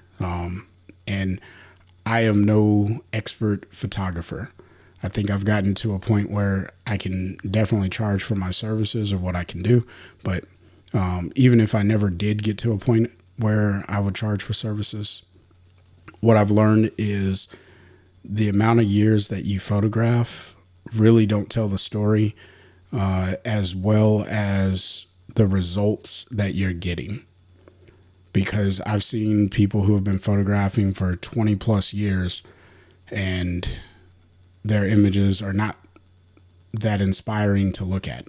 And I never say anyone's images are terrible or anything of the sort, because photography is an art form and I'm not a photo snob. I know that there's some people out there that are very particular, like if, you got to use the rule of thirds and you can't overexpose or underexpose or too much or too little contrast. So keep at it and keep developing work that you appreciate. To the point that, let me just minimize this for a second, and I'll minimize these. So what I've recently done is on my desktop. All of the photos that I've created, I've been using on my desktop as backgrounds. And I do that. The desktop rotates every 15 minutes. And I have 2 monitors, so there's 2 different images. I do that to remind myself why I pick up a camera. Now, ironically, the reason I picked up the camera is because I wanted to photograph my kids. But now the reason I pick up the camera is because I'm inspired by light. So the particular image that's showing up on the screen right now, I was on a photo walk, and I seen this leaf being backlit, and that's what I wanted to capture. Is it a great photo? Probably not. But is it a photo that inspired me to press the shutter button, or a moment that inspired me to press the shutter? Yes. So the reason I share that is because, as you grow in photography, you're definitely going to get images that you should just appreciate for yourself. And I don't even think I've shared this anywhere else. I have a lot of photos like that. I keep them for myself, and I'm the only person that needs to see them, and only I care about. And then there's others that I share on my Vero account.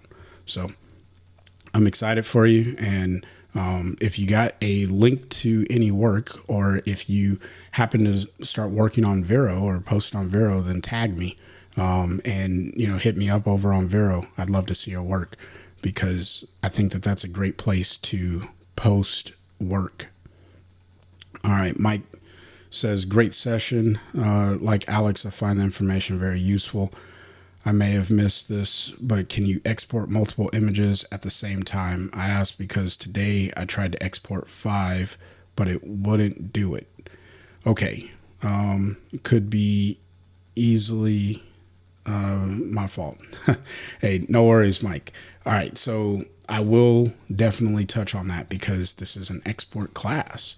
So if you want to export multiple images, what you do is you click on the single image, you hold shift, and then you click on the range of images, or you can select multiple images by selecting one, holding down the command or control key, and then you can go and specifically select your images. So for this particular export, I selected 5 images here, and they're all over the place at random. So my mouse is spinning right now because my computer is probably like, Chris, what are you doing? But we're gonna get this over to the export module here in a second. But once you select them, you jump into the export. Now, what you may be running into, as I was mentioning earlier, I think it was Paul's question, is you may have a cap on your system resources. All right. So that could be the reason why you're running into the issue of exporting. Like earlier today, the folder right here with these tigers, I exported all of them at the exact same time. And for ON1's purposes, these are 5 different images. They're images. The image is of the same subject, but they all have different edits, and ON1 had to process and render each of those edits individually. All right. So yes, you can export multiple images, but based off of your computer's resources, you may run into a throttle issue, and ON1 may crash if your software or if your computer isn't up to the task of exporting those images. All right. I have had that happen to me with this particular machine, but with my MacBook Pro and my MacBook Air, I have not had that issue. So I think it's really just this particular Mac Mini that I'm running it on. But you can also run multiple export presets if you wanted to. So thanks for asking that question. All right. Chad says, thanks for the clarification. Group update. I was afraid it would overwrite all the XF info. Well, so to answer that question, Chad, it will override the XF info for anything that was in that particular field. So if I'll show you on this particular image. So right here, it says Long Beach. Let me just zoom in over here. So the city for this image says Long Beach on it right now. Once my computer stops thinking, I'm going to click on this image right here. Let me see. I know you guys can't see the rainbow wheel because the broadcast service that I use, it doesn't show some of my system settings, but I had a rainbow wheel. That's why I couldn't click that. But now that it's selected, you can see it says Long Beach here. So if I were to change, like if I select multiple images and I change this from Long Beach to, let's go with Compton. I know I'm going with all these Southern California cities right now.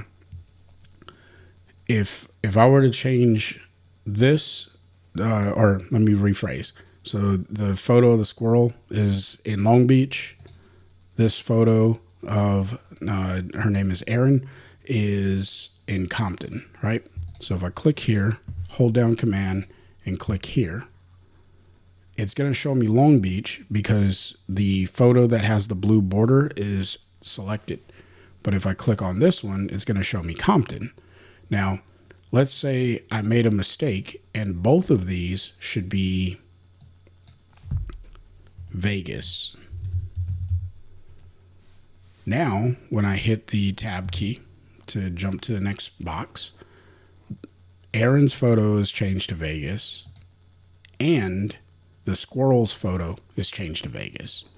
So yes, it will override the XF data that's in there, but only the XF. And I guess to clarify, because I'm in the IPTC information, the XF data, if you don't come in here and change any of this, it's not going to be overwritten. So that the XF data is essentially straight out of camera, the information that your camera recorded at the time of capture.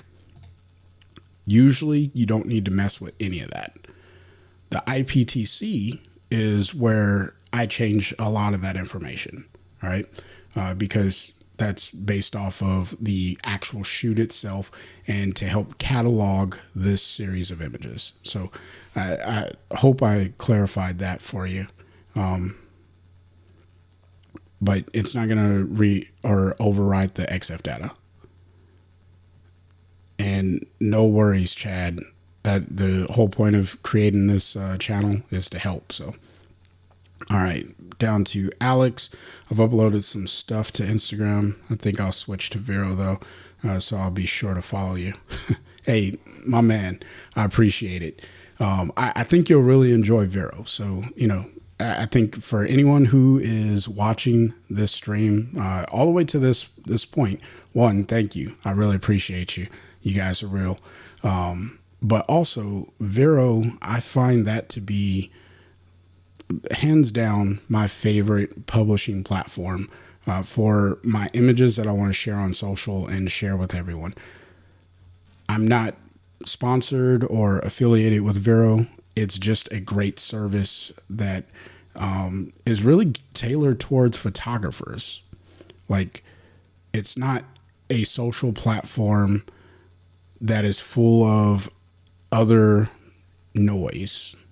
It's only for photographers. And that's what I appreciate about it, because you can go there and just consume photos from people who are artists and photographers, and they just want to share their vision. So that's why I go with Vero.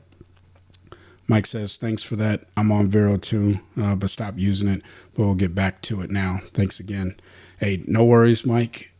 And I mean, there's no statement that you have to post on social all the time. I post maybe twice, 3 times a week. but I edit way more, and I would love to just dump all my images onto Vero, but you know, there's no requirement. No one's forcing me to upload to Vero. So, you know, whatever you choose to upload and when you choose to upload it, kudos to you. All right. And then we got Chad here. He's got two. So XF, thanks, because it shows the same info as the initial image selected. I was afraid it would. Okay, we're good on that. And then he says, off topic, I accidentally erased 3 hours of work last night trying to delete one edit using the history tab and revert. I couldn't undo it. Can you think of what I may have done? Let me see. This image may be a good indicator. That is a good question. So if I'm understanding your challenge, once this image loads, we'll come over here to the history tab and take a look at it.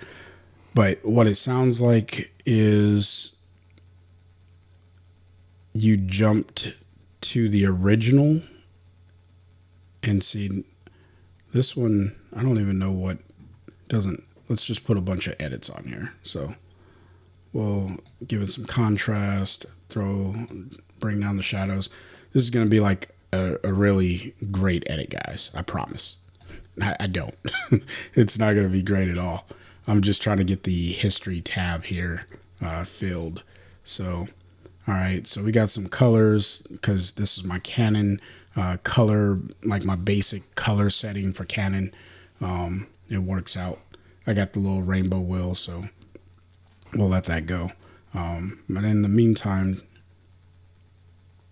thanks, Mike. I appreciate you. I appreciate that. Yeah, I mean, I love Vero.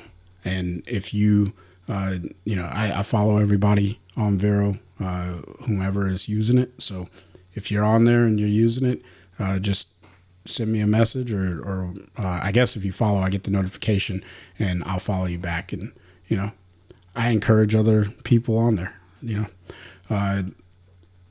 But let's just throw in a channel mixer and we'll go vivid blue. Yep, that looks beautiful.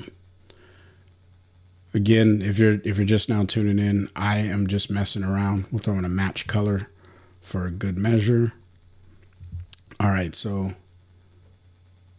it was masking. Okay, so let's throw in some local adjustments and let's go with a mask. We'll click here.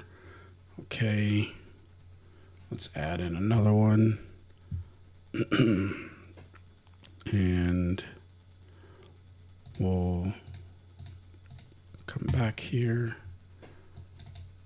and we'll pull up the whites and bring this down, click there, rotate it, and let's saturate. Maybe pull down the whites there. All right, so let's say that this is a good edit. We got a pretty decent history stack here. And so what it sounds like you may have done, let's just click back to this edit down here. If I come back to the tone and contrast and then I commit this to the file by hitting the blue check mark, what ends up happening is I don't believe ON1 saves the history stack. So instead, it's going to get rid of all of those things. So then we'll come back down here and we'll open this file. And yeah, so it got rid of all of that history and it left me with just the contrast edit. So if I come over here to effects, you can see I don't have any of the effects that I added and local. So unfortunately, all of that work is gone. The history section, give me 1 second. When it comes to the history section, you have to be sure, because that is, it's destructive, not to the photo, but destructive to the edit process that you've gone through. If you change anything in the history section, then it will go away. The revert button? Oh, no. So the revert button, if you're talking about this little arrow down here at the bottom, that's going to reset all of your settings.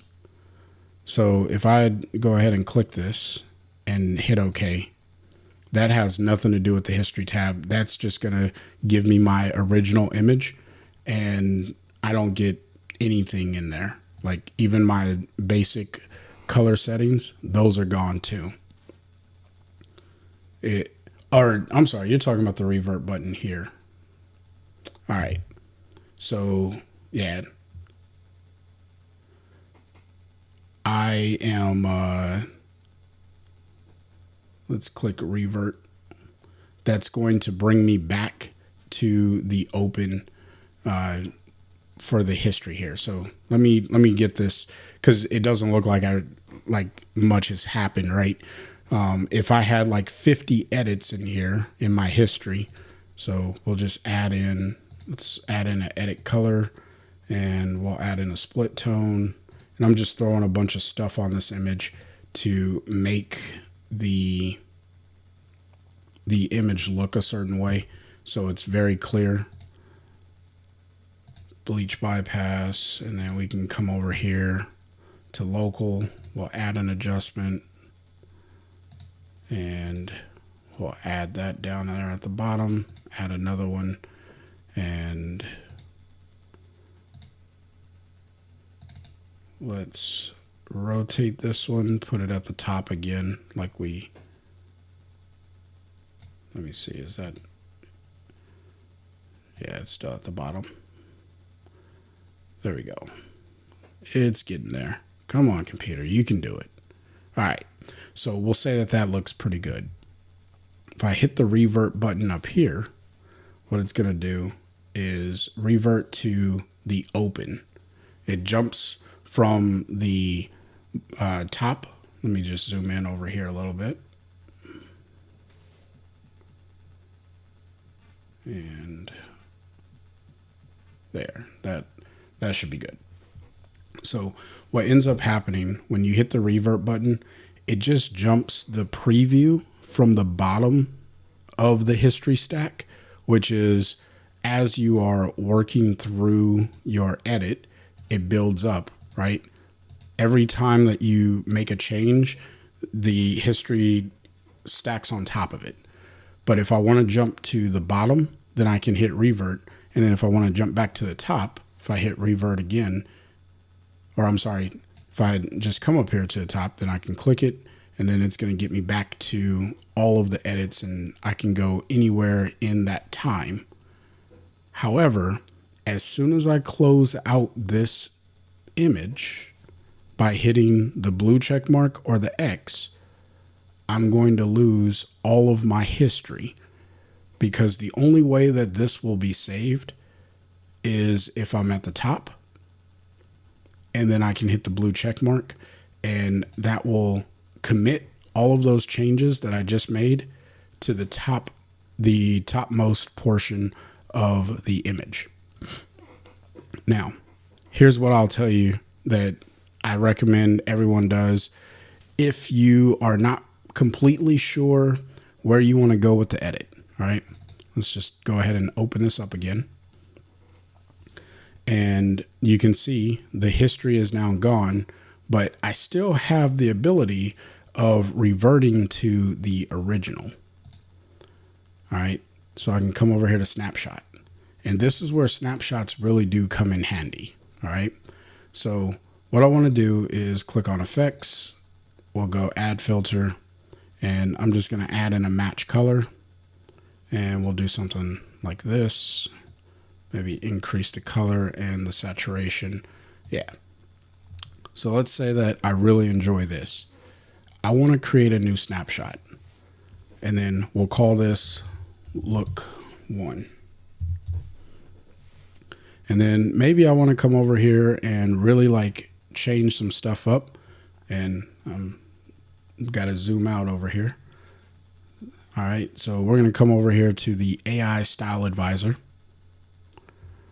And then I'm going to change this, or come over to the ON1 team, and I'm just going to select one at random. We'll go with this one. And so this actually gets me back to something that looks like the original edit that I did.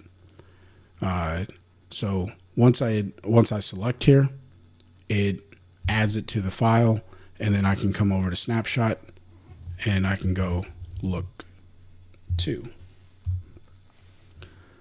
So now that I have these 2 snapshots, I can come back over here to original. And then when I hit the blue check mark, and this is the power of snapshots, because now I'm at the original image, that's what I'm going to see in the browse window. But if I say, you know, I kind of was liking look number 1 better than look number 2, I can open this file again, and over here in snapshots, look number 1 is still saved. So I can click that, and then ON1 is going to put look number 1 back onto the file, and I'm good to go. I didn't lose any of my edits. Now, where you have to be careful with this is if you, let's say I make a change to look number 1, and we'll just add in more contrast and saturation just for fun. All right. So look number 1, I just added in contrast and saturation. As soon as I click on look number 2, I'm going to lose all of those effects. And then if I go back to look number 1 thinking like, oh, you know what? I like the contrast and saturation that I added. Oh crap, where'd it go? It's not there. The reason, I'm going to just add in the contrast and the saturation again. So now we have it. I need to come back to look number 1 because I've just made changes to it. I need to right click on it, and then I need to click on update snapshot with current settings. And what that's going to do is exactly what it says. Updating a snapshot with the current settings cannot be undone. Are you sure you want to update this snapshot? I do, because I like what this has done to look number 1. Hit OK. So now when I click on look number 2, I'm going to get that snapshot. But as soon as I jump back to look number 1,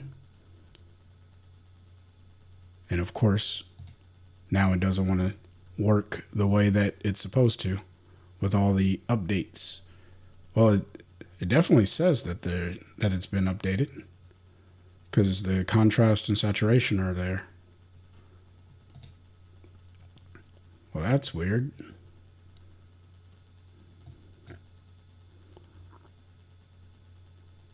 Okay, well, let's do this. Let's close it, because sometimes on my computer, the snapshots they'll save, but they won't show up in the preview because all the settings were still there. It just didn't show up in the preview for some reason. So we'll open this back up, and then we'll click on look number 1, and yeah, that's weird. The contrast is here. The saturation slider is still adjusted, and I didn't change anything else. So it should have definitely kept that, but hopefully you don't run into that issue. I don't know why that just happened, because that is not the way that that's supposed to work. But, you know, I run into weird stuff like that sometimes. Yeah. Yeah, it has been a bit delayed. So now when you say the last update, are you on 25.2.1? Because I have not made that update. That particular update came out when I was in New York at Build. So I'm still sitting on 2025.2. So I am not on the latest version of ON1. I'm on the 2025 or 2020. Yeah, this one, the one that's on the screen. I'm on that one. I'm getting all tied over my words. But I will say Okay, yeah, you're on the most recent one that just came out. So that's good to know because I have not updated to that version yet. But it's supposed to have fixed bugs. So hopefully it did fix the bugs for those who were experiencing them. But yeah, so I think we have exhausted a lot of the discussion on exporting. I'd love to hear any other questions tied to exporting. Masks have not been copying from the snapshot also works in the masking tab. Interesting. That's a problem.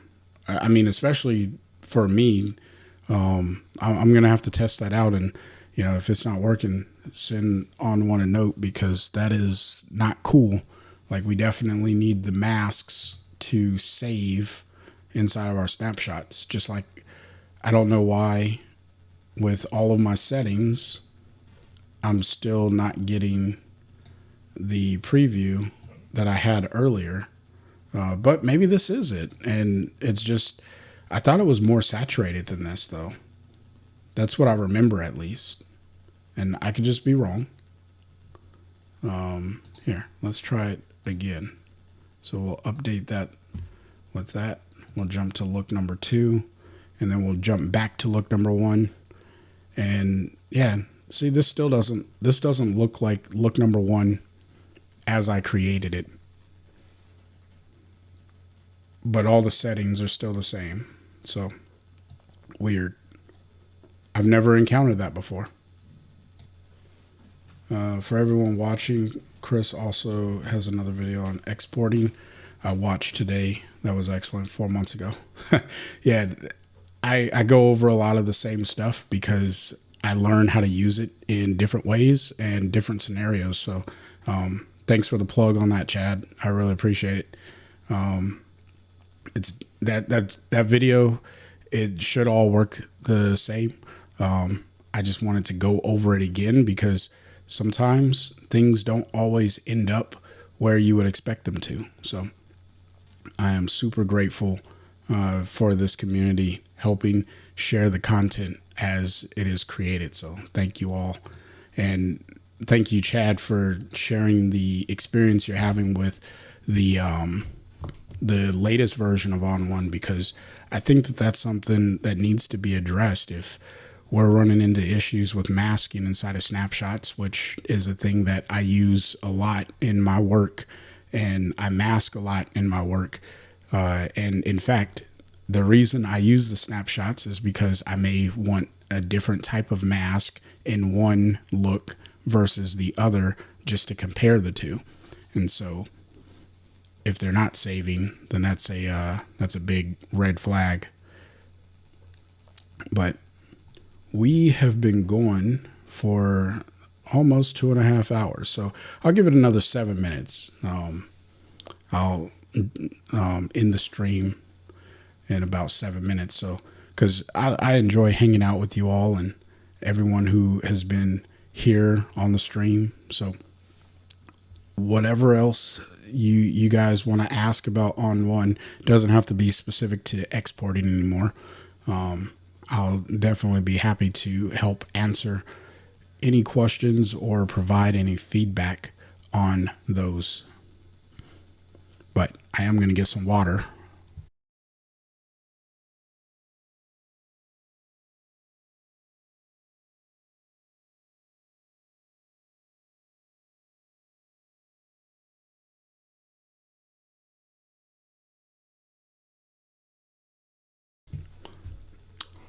No, Chad, I am not on Flickr. Yeah, I'm not on Flickr. Or let me rephrase. I have a Flickr account and I even had a group on Flickr, but what I realized is Flickr was just too much of a hassle to get my work published there. And Vero came, or I learned about Vero and was like, oh, this is great. I'm just going to post to Vero. And I haven't looked back. So I can't say that I'm gonna jump back to Flickr just because Vero has been so much easier and, in my opinion, user friendly than Flickr. But I do miss the idea of being able to create groups. And, the only way that you can really create groups and, I guess, community on Flickr is through hashtags, which to me is fine. But it would be nice if Vero came out with a photography group, or an ability to create groups on Vero. And for those who are just coming in, I'll leave my Vero information up, as well as my email. I do check the email and I do respond to email. So if that's something, and if you want to reach out, then you can definitely do so. Have you also heard Glass is very good? Yeah. So I did use Glass for a short period of time. I paid for an annual subscription, and I don't think there's anything wrong with Glass, but I used it like the first year that it came out, and I signed up on, like an exclusive deal for it. And for that year, it felt like I was trying to work on Instagram again. And it just didn't feel the same as Vero does, where I'm just more engaged with the audience. Yeah, I wasn't a fan of Glass, but maybe it's gotten better. I haven't looked at it since I canceled my subscription from that first year. But again, there's something about Vero. It's like photo editing software. There's so many people who use ON1 or Lightroom or Capture One or Photoshop. And that was actually kind of fun to talk to people about at Build this last week.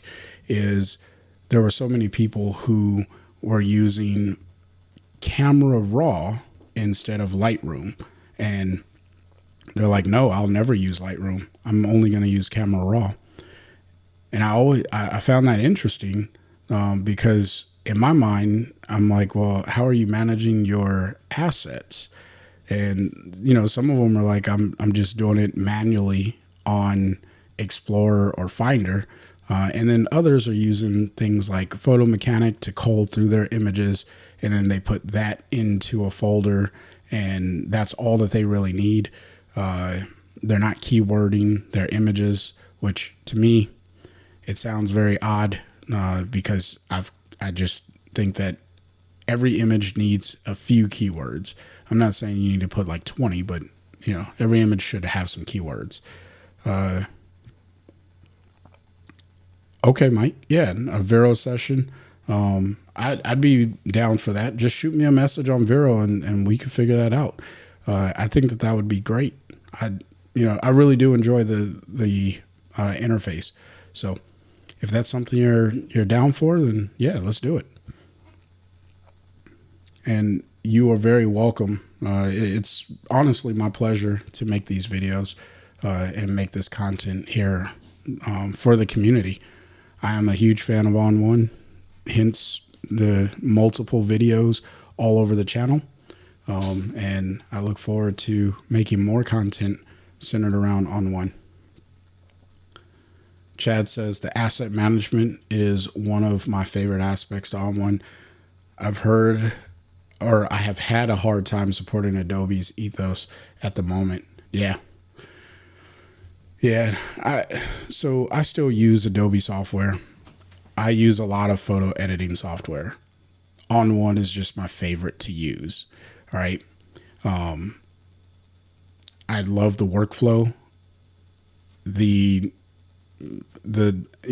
think the design can be worked a little bit better, but I enjoy using the software. When it comes to Adobe, for a lot of my paid work, it's hard to escape using Photoshop just because of the retouching tools that I use are built into the macros there. and I can't really escape that. I can't replicate that in ON1. Also, when I work on larger productions with other editors, a lot of them are using Lightroom or Photoshop, and then also Capture One. So exchanging files between us, that definitely comes in handy to know how to use the software that they've either captured the images in and they're sending it to me for editing, or if we're collaborating on a larger advertising project or whatever we're working on. So that's the main reason why I still use Adobe, as well as multiple other software. So yeah. Chad says, I have everything aside from Adobe now. Laugh out loud. Will not capture one agree. If I were a pro, I would have to still use Lightroom or Lightroom Classic also. No. So that's actually another conversation that I had at Build. There are so many people that aren't using Lightroom or Photoshop as professionals. A lot of people have switched over to Affinity, and they can do the work that they need to do using Affinity, replacing Photoshop. I think if you're working for a production team or on a production team, the Adobe Creative Suite is really hard to beat, especially the photography suite, at the price point, as well as how well it just interacts for a team usage, if you will. But Capture One, if you're a solo professional, one of my mentors for headshot photography is Peter Hurley. And if you're not familiar with him, he's a very, very energetic headshot photographer. Tons of fun to talk to and learn from. But he uses Capture One. And then he has an editor that works inside of Photoshop. So yeah, you can definitely use more than just Adobe products. He said he's never used Lightroom, which I don't know if, I don't have any reason to not believe him, but Capture One is a phenomenal tool and I love using it for headshots. And I actually got into using Capture One because of Peter. So, something to keep in mind. Chad says, love Affinity too. Also, just waiting for their AI tools to catch up to some of the others. Curious what Canva does with it. Yeah. So here's the deal. There's a lot of acquisitions that have happened in the photo editing space. I'm still waiting to see what Apple is going to do with Photomator and Pixelmator. As Chad just mentioned, it's definitely interesting to see what Canva is going to do with Affinity. But yeah, it would be great to see the AI tools catch up. And I think that acquisition is going to help them compete with Adobe.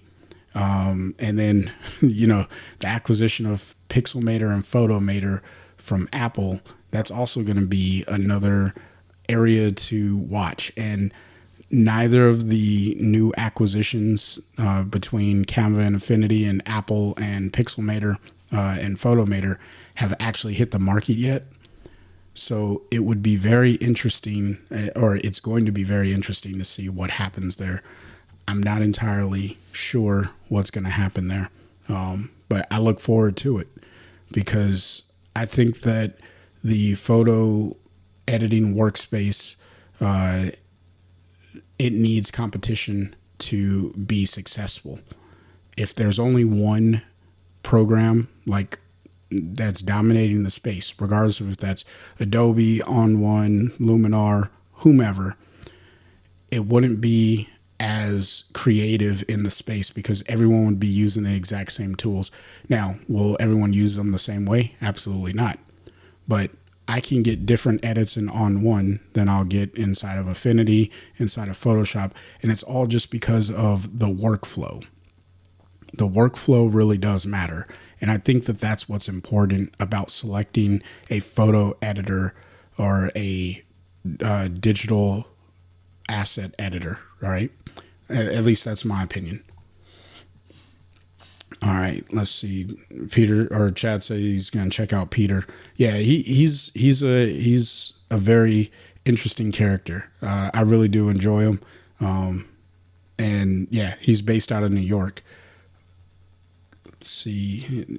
Chad also says they're with you on Photometer, Pixelmator. Really enjoy them. Yeah, there's just so many great photo editing tools out there. In the waiting room, kind of like Nikon and Red. Yeah. I'll share a short story and then I do gotta hop off. Nikon is, I started my photo journey career, if you will, on a Nikon D5200, and then I transitioned over to Canon when the mirrorless market came out, and the Canon RF, my very first, mirrorless camera was a Canon R5, or I'm sorry, not an R5, Canon EOS R, the very first Canon mirrorless camera, which it was kind of lackluster, but it was great for me because it was like a cheat code to getting exposure right in camera, where I was struggling with my D5200, but I still loved it. And I had a D610 and a D5200. And, I was really looking forward to getting a Z, I think it was a Z6, the very first one, or a Z7, one of the two. But the camera store was sold out. So I went ahead and bought the Canon R and got stuck in the Canon system for a very long time. Not a bad thing. I think Canon cameras are phenomenal. I really do enjoy using my Canon cameras. In fact, I use that to do all of my headshots, or at least most of them, just because of the way it renders colors on skin tones. And then Nikon came out with the Z5 II, and I've tested it out. I rented a Z5 II, and I was like, man, I love the way this camera feels. And there's something about a Nikon file that I just love editing, because I think Nikon comes with a lot of contrast. So when it comes to the waiting room, yeah, I'm I'm on Sony now, but I'm potentially going to switch back to Nikon, especially now that they've opened up their mount, which was the reason why I didn't switch to Nikon in the first place when I jumped to Sony. I jumped to Sony because I like variation in lens, and when the mount is closed off, now that they're opening up their Z mount for Nikon, I think that'll be interesting. We live in some great times for photography. Too many options almost. But let's see. Chad says Nikon lifer who's now on the A7R5. Nikon still feels like home, but loving Sony also. Yeah, I think we share in the same regards there. So I have 3 Sony cameras. I have the A9 II, I have the A7R4, and the A6700. I love using all of them. And I was debating while I was at build if I was going to get the A7 IV. I decided not to get it because, one, I'm holding off to see if the A7 V is going to be announced this year. The A7 IV is due for an update, and I do want to get the latest version of the A7 series camera when that comes out. I think that will complement my collection of cameras. But I'm still really kicking the idea about that Z5 too. It's just hard for me to make another switch financially. But we'll see, because I love Nikon. Like, I really do. And, I'm going to make a video about this, but I will say Nikon had the best experience booth-wise at the Build Expo.